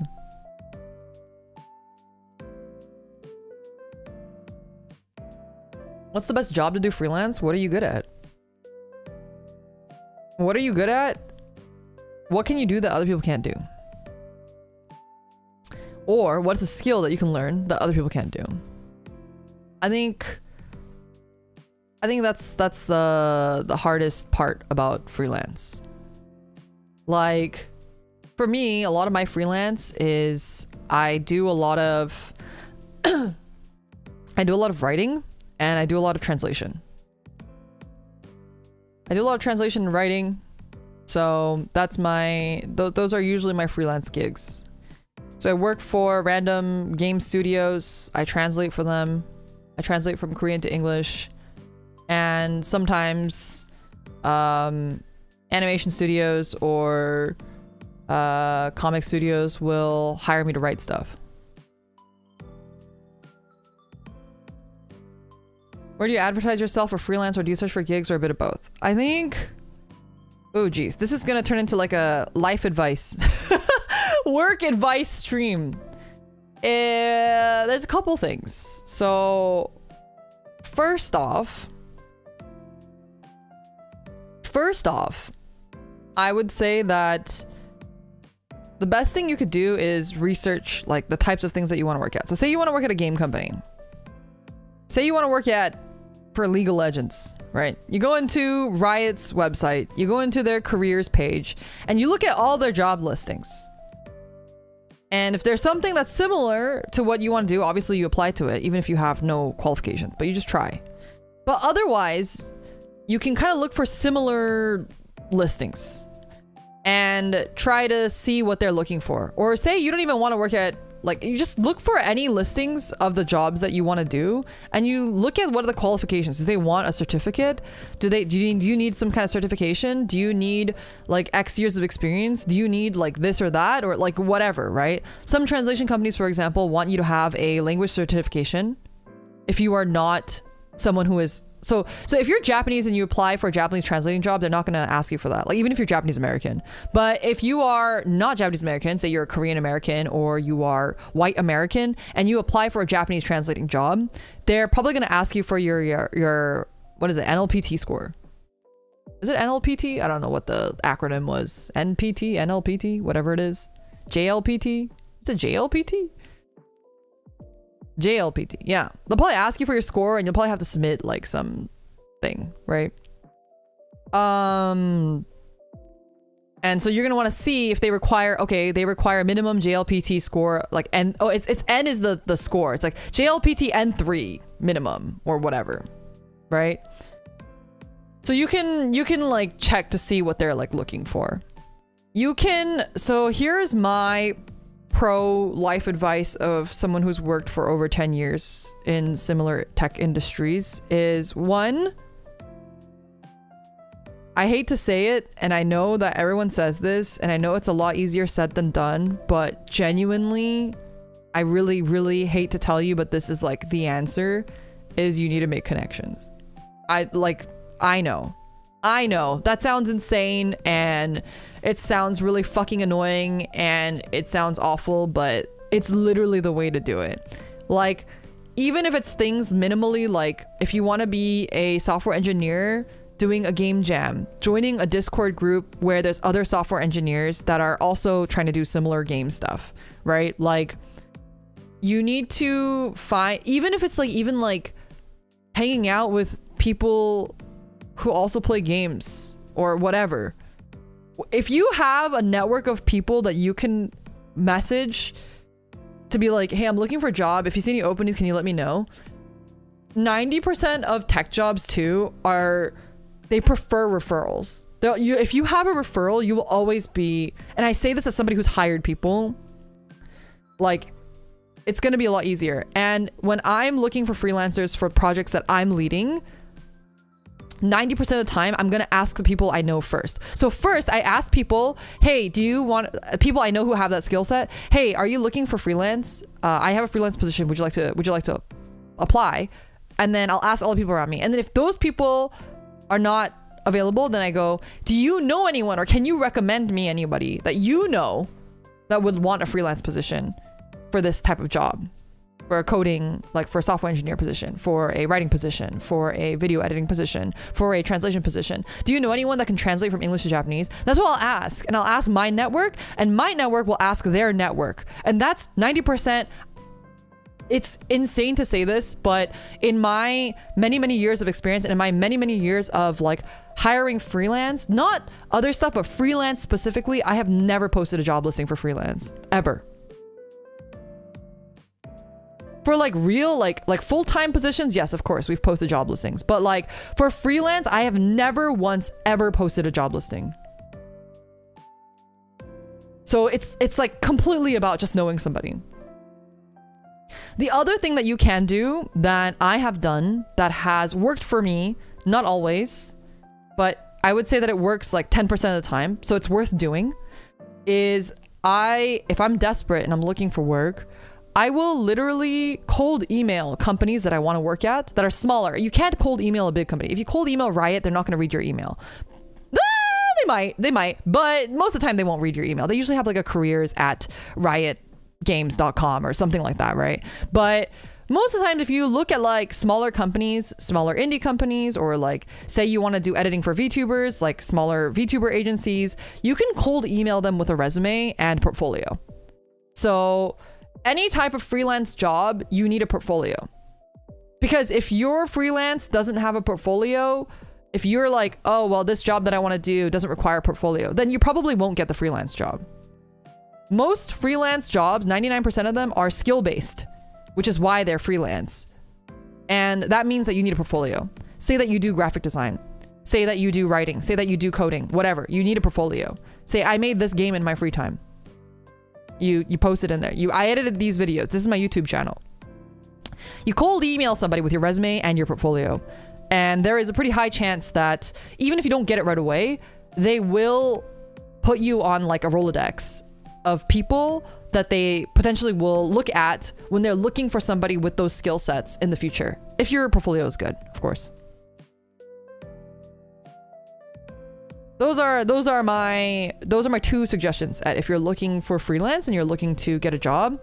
I think my 3rd suggestion, and this one also sounds really obvious, but nobody does it. It's actually really insane how very few people do this, but whatever you're trying to do for freelance, you can always do it for fun. And if you do it for fun and you have it on your portfolio and you have it on your resume for fun, that is 1, another portfolio item, and 2, it will show that you're passionate about what you're doing. And even if you don't have any experience, it shows that you can do things. So for example, if you're a software engineer and you want to make games, build your own games. Build your own random, you can make a fan game, you can make a VTuber fan game. It doesn't matter what kind of game you make, as long as it's tasteful, I guess. You want to make those things for fun, even if it's not fun, even if you have to force yourself to do it. But if you have nothing to show for and you have no work experience, no one's going to hire you. I'm telling you that right now. Everything you can freelance, you can do it for fun on your own. And you need to do it. If you want to be a video editor and you show them your portfolio and you have 1 video, they're not going to hire you. You have to think in the mind of somebody who's hiring, right? If you are a recruiter and you're trying to hire somebody for your team, and say that you want a video editor, and this one guy sends you their portfolio and they have 1 video, and this other guy sends you a portfolio and this guy has 500 videos. Even if that 1 video of that other guy is like better than this guy's 500 videos, you're likely going to go with the guy that has 500 videos because at least this guy has done it 500 times. So he's probably going to be way faster, way more efficient, and you could just tell him how to make his videos better. Because he already knows how to make the videos. He's done it 500 times. Obviously, you don't want to put 500 videos in your portfolio. But if you have like a portfolio that's like a YouTube link, for example, and you have 500 videos on your YouTube link, then that's fine. I'm going into work mode, you guys. I'm going into work mode. I'm talking extra fast. That means I'm going into work mode. I gotta chill out. Anyway, if you're looking for a job or if you're just starting out, whatever it is, I would say that those 3 tips will help you. Obviously, there's jobs that you don't have portfolios for, but I think those are not jobs that you can freelance for. If that makes sense. I have a good job just looking for side money. Yeah, I would find, if you're looking for side money, you're not like relying on it, I would find something that you actually really enjoy. Genuinely. Like, I know you mentioned video clipping earlier. If you enjoy video clipping, you should just do a ton of them. Like, Duologs is hiring clippers right now. If you make a bunch of clips and you have an awesome portfolio or YouTube channel of all the clips and all the VTubers you watch, it's a perfect fit. Then they'll hire you and they'll put you to work. And if you really enjoy it, it'll be even more awesome. Or if you like translating Japanese, what you could do is you could just do fan translations of stuff, right? If you like software engineering and you just want to do something fun, you can make Limina mods for Minesweeper. Custom make a Minesweeper. I feel like that can't be too hard. From my very limited knowledge of software engineering, you could probably make like a, from the ground up, remake Minesweeper, but add like little mods or little silly Easter eggs. VTuber Minesweeper, I don't know, random stuff like that.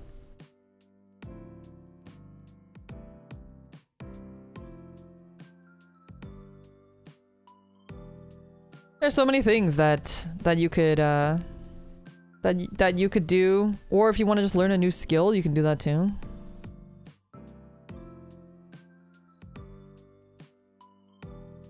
And I think like we live in a digital age now where everyone can learn anything for essentially free on the internet.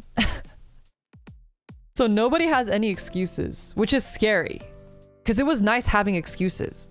Like, I don't know how to do that. But now there's no excuse. If you have time, you're not allowed to not know anything because everything exists on the internet for practically free. You can learn how to do anything practically free on the internet.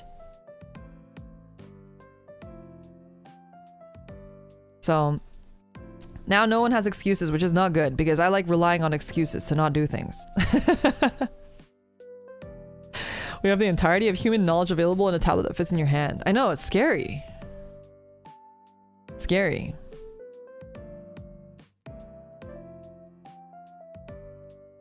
Yeah. Now at work you can't say, oh, I don't know how to do that. Now your boss will fire you and replace you with AI if you say that.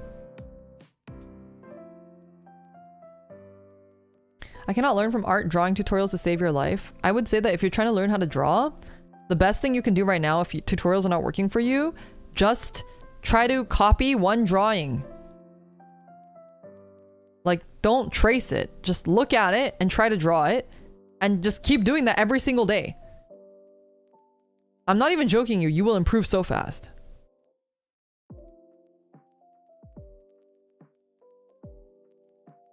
Imagine getting replaced by Grok. It's actually insane. I was actually just talking to my friend the other day, and he is an AI engineer in Asia. And he was saying that it's crazy because like if you're not an AI engineer at that company, it's like you get onboarded, and then as soon as you get onboarded, the people who onboarded you like get fired. It's like so scary. Like they have just like no use for people who are not developing the AI, I guess. Scary. I don't like this dystopia. Yeah, I think it's happening a lot more than people think it's happening. And it's more important now than ever to have one, multiple skill sets, and two, to be a strong people person and have strong communication skills, because that's something that AI will never be able to replace. And I know that's like, for us introverts, probably, I'm assuming most of you guys are introverts, that's like really difficult, but being sociable is gonna take you a long way, and it is something that can be learned, even if it's not something that comes naturally to you. I would say that I am a really good example of that, because I do not think I have very good people skills, but I have learned and have forced myself and found ways to, you know, make people think that I'm excited to be there.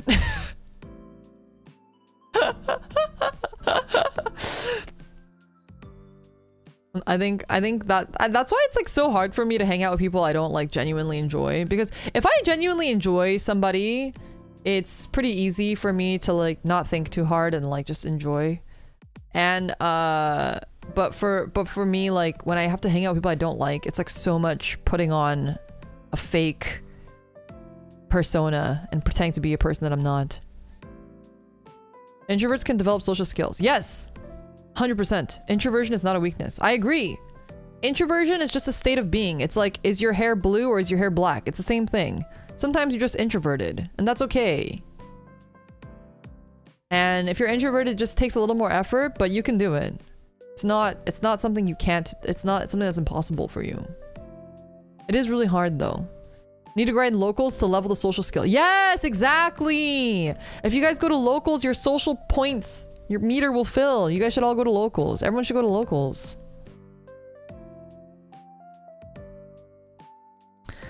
I think another thing that helps you with social skills, if you are currently unemployed, is genuinely just working a retail job.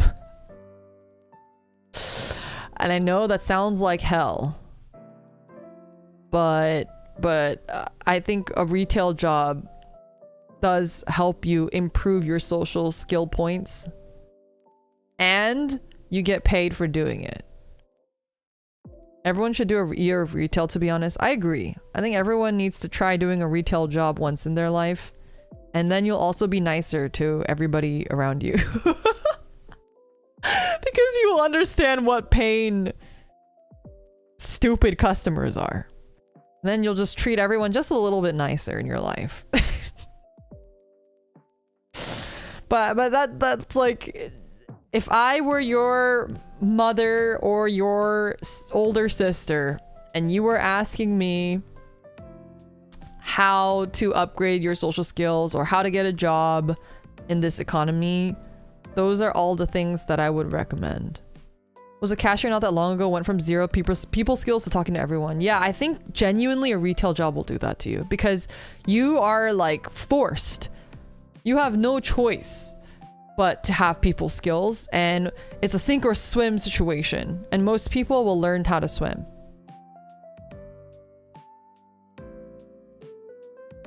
Yeah. I think also, and I speak from experience, I think when you're unemployed or when you're feeling like hopeless about stuff, it is really important to feel like you have a purpose. And I say this as an extremely depressed person, because I think for us depressed people, if you feel like you have no purpose, you will literally, your brain will just start telling yourself to die, because you have, what's the point of living? But I think if you have at least even a retail job, there are things like, well, I can't let these people down. You know, there's like inherent little things like that that will keep you going. And even if it's not maybe the best way to keep you alive, as long as you're alive, it doesn't matter. Even if it means that you're being guilted to stay alive, as long as you're alive, that's all that matters. And I hope you guys remember that. Like, anytime that you're in a spot that your body is telling you to die, even if you can guilt yourself, even if the guilt is, Limina will be sad that you're not in stream because it's one less chatter and her chat goes so slow. Everyone's gonna think that she's a loser if you don't show up to her stream. Even if something stupid like that, whatever will prevent you from dying, you gotta do it, right? And I think that's okay. I don't think you have to be like so hard on yourself and whatever. And I think a retail job will help with that. And you'll also get paid and it'll be great. And then you'll have extra spending money. I think genuinely humans, we all have like fucking monkey brains. If you're doing something to get paid for it, 90% of the time you're going to feel even slightly, before you get burnt out on it, at least initially, you will feel like motivated to work, because you're at least getting paid at the end of the day. Even if that is like, oh, if I work this week, I can buy a new Gunpla next week. Stuff like that, like, it's stupid, but like that's what keeps you going, right?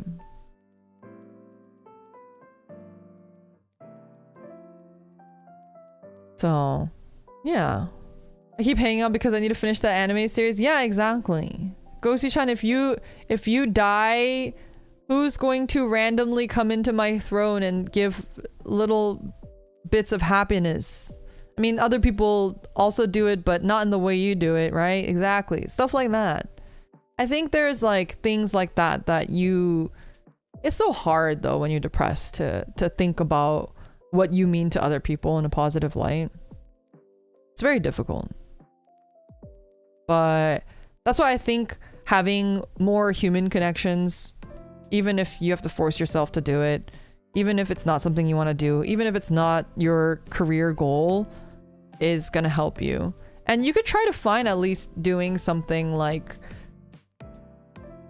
you can find something that you at least like you can work at a LGS if you like card games. You can work at your local Gunpla shop if you have one, if you like Gunpla. You can work for GameStop. I know everyone memes on GameStop, but if you like games, like, fuck it. Work at GameStop. Who cares? That's cool. You can, like, I don't know, work at a animal shelter if you like animals, if you like cats, if you like dogs. Yeah, anime store, whatever it is that you might have some interest in, I think that you can find something.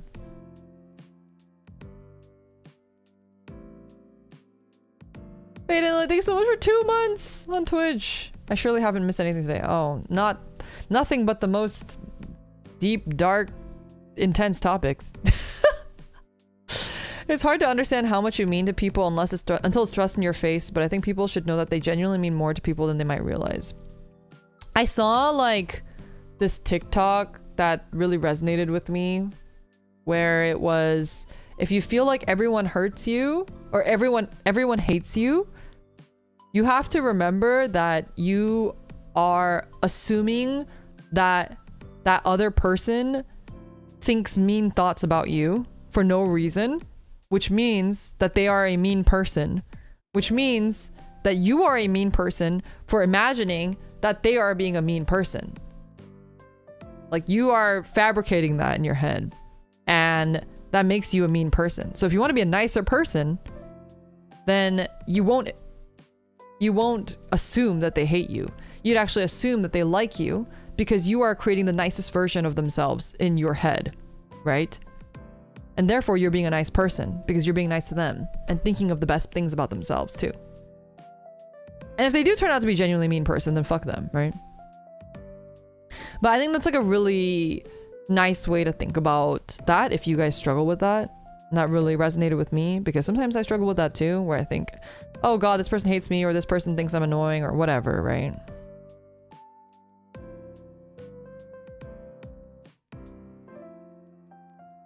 But if you create the most positive image of other people in your own head, you're a nice person for that, and you'll be a lot happier too. Learning that 90% of people don't care about what you're doing on the day to day is freeing.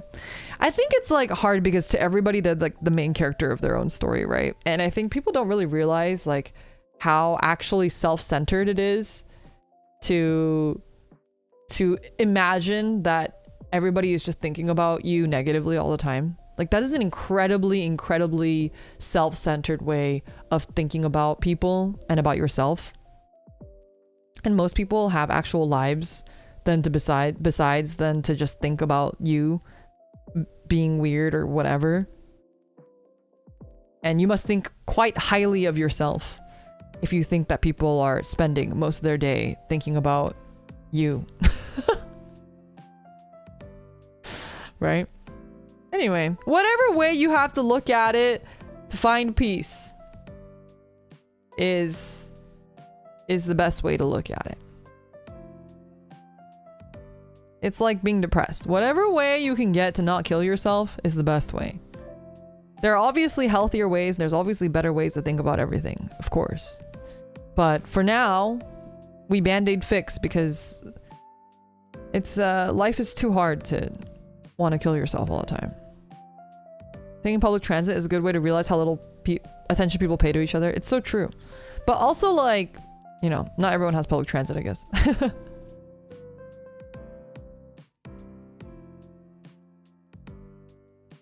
So my Oshis don't keep my cringe replies in a stretch. Ooh, Joka, I hate to tell you this, and I hate that you have to find out like this, but I don't do that for anyone else, but I do have a special spreadsheet for you.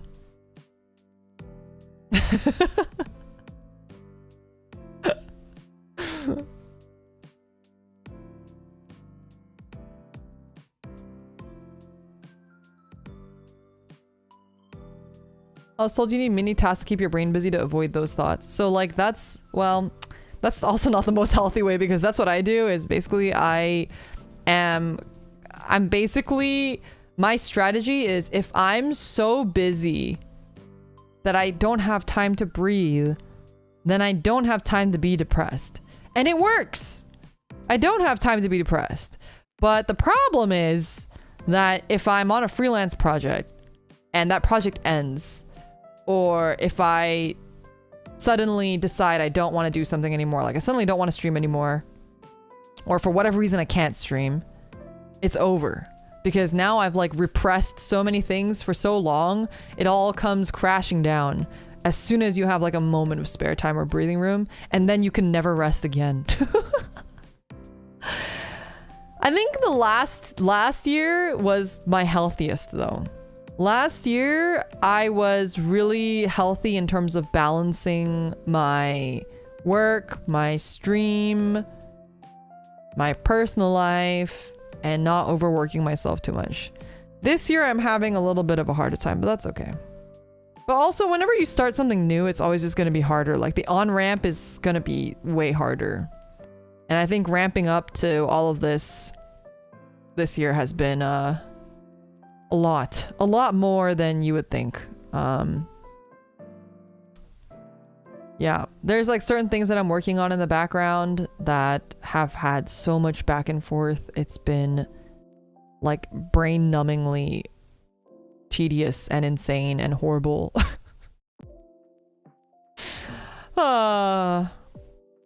But it is what it is. I try to do the best that I can to get the best possible outcome and product. So I'm trying to, you know, make everything cool and up to my very high standards. But it's okay. It's part of the process. And I think next year, once everything is all set up, we'll be back to cruising. But that won't be for a little while. I'll have a better idea of like what my debut and stuff is gonna look like soon, I think. This conversation is surprisingly relevant to my meeting with my therapist today. She said a difference in 1% of your habits can make 1,000 miles of difference in your destination. So true. Oh my god, speaking of which, I just bought a timer. It is a Pomodoro timer because I found that the Spirit City stuff has been really effective for me, but my problem is that I only have 3 monitors. So the Spirit City stuff is really difficult because it's usually underneath my like 50 other applications and I can't work with music on. So sometimes I don't hear the timer, and because it's not constantly staring at me in the face, it actually doesn't work for me super well. I think it would work well for me if I had like a dedicated monitor to Spirit City, but I don't. And I even considered getting a dedicated, anyway, it's a whole thing. Anyway, so I just got a timer. I got a Pomodoro timer. It's Limina themed. It's very cute. Donut Boy, thank you for 1 month of membership. Just 3 monitors. Looks at my lonely single. I'm just... It's really bad. And my ADHD / productivity is really bad with without like, you know, having a timer. Is it for sale for us? It's just from Amazon. I just got like a timer on Amazon. It just happens to be similar colors to me.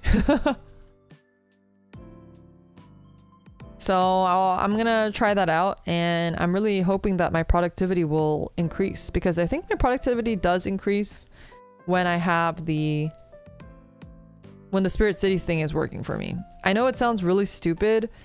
Like, why would Pomodoro work? Why would having a productivity timer work? I thought the same exact thing. Trust me. I only got Spirit City because I thought it would be interesting to have something on screen at least while I'm doing work, when I'm doing work streams. But now I am realizing that it actually does work. So if you have a hard time staying focused, I'm trying it out. You can try it out too. You can try out Spirit City. I think Spirit City is on sale right now too. Or you can buy an Amazon timer. If it's stupid and it works, it's not stupid. Exactly. Basically, I think the reason why it works is that I'm like forced to do something. Like I'm committing to myself. Okay, for this 30 minutes, I'm doing this thing. Also, that was so delayed. What the hell? For this 30 minutes, I'm committed to do this one thing, and I can guilt myself essentially into not doing anything else during that time, because I know that I'll have a 5-minute break after that 30 minutes. So that's why for me, that sort of cycle works. I will report back on the timer though. It's a physical timer, so we'll see how it is. It can't be. I'm sure it's fine. Surely there's no, you know. How could I have any problems with a physical timer? I think it would work for me since I already work in bursts. Yeah, I highly recommend trying it out if you have trouble focusing, because for me, I really, really, really have a hard time just sitting and doing one task. I really am such a multitask. I'm not a good multitasker, but I will try to multitask and it's not good. Even things like responding to Discord stuff and whatnot, I will get distracted by, and it's really, really a bad habit as well. I believe in you. Thank you. I think it'll work too. I believe in me too. I think it'll work, and I think it'll be really helpful, and it'll be cute because it's Limina colored. Sometimes I just open the browser to look for a PNG and get lost scrolling like 20 minutes on unrelated stuff. Exactly, that happens to me all the time. But I think having like a physical thing yelling at me will really help me stay on focus and just force me. A whole community believes in you. I hope that helps to know. Of course, it does. There's also one called Ethia Magic Studies. Similar price, different style. Oh, I want to see.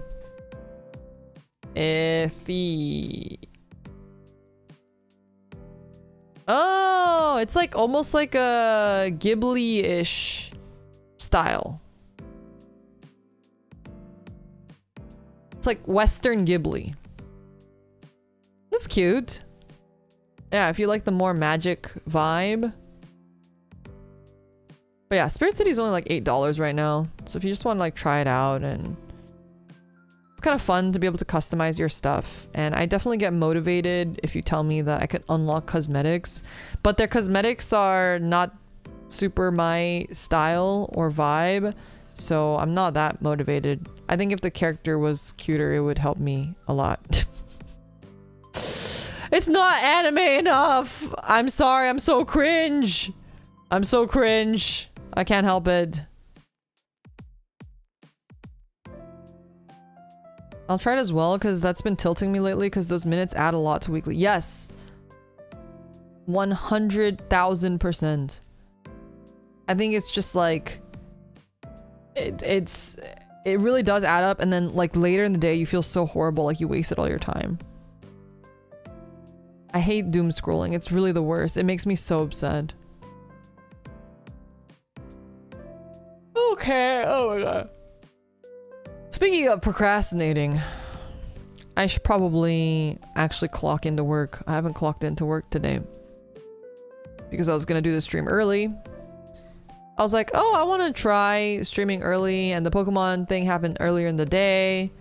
So I was like, okay, I'll just do it as soon as I wake up, basically. So now I'm gonna clock in, get some work done. I think my timer is here, actually. I think it's in the package room, so I'm gonna go pick it up.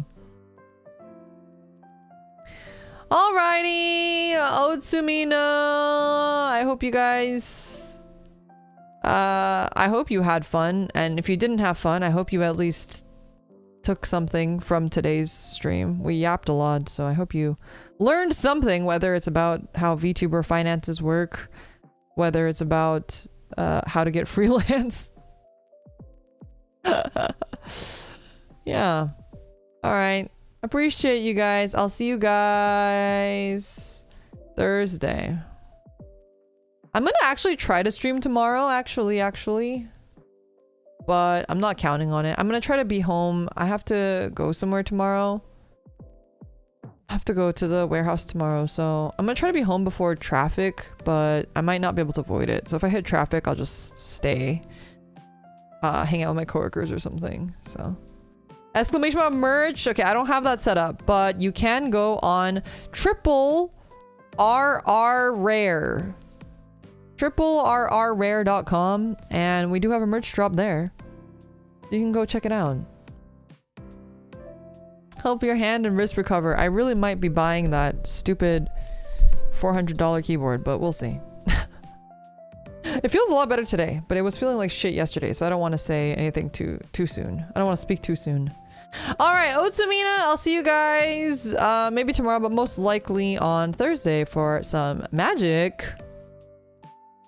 Have a good rest of your day and a good night. And as always, if you're not feeling too good, if you're having dark thoughts, know that you mean a lot more to people than you think. know that your death will make a greater impact on the people around you negatively than you think it would, and it is incredibly selfish of you to think otherwise. Whatever guilts you into staying. And I'd be sad, because if you're not in chat, I'm gonna look like a loser. Everyone's gonna be like, oh yeah, that Limina girl, ugh, I saw her chat. It's so slow, and yeah, that one guy used to be there, but see, he's not even there anymore. She must suck. That's what they're gonna say. So I better see you in chat. Staying alive to boost my Oshi's metrics. Exactly. What, I'm gonna have one less view on my stream, and I'm gonna have a mental breakdown. I also get sad when I don't see a fellow regular. Yeah, I do genuinely get sad when I don't see the regulars. All right, I'll see you guys. Bye bye.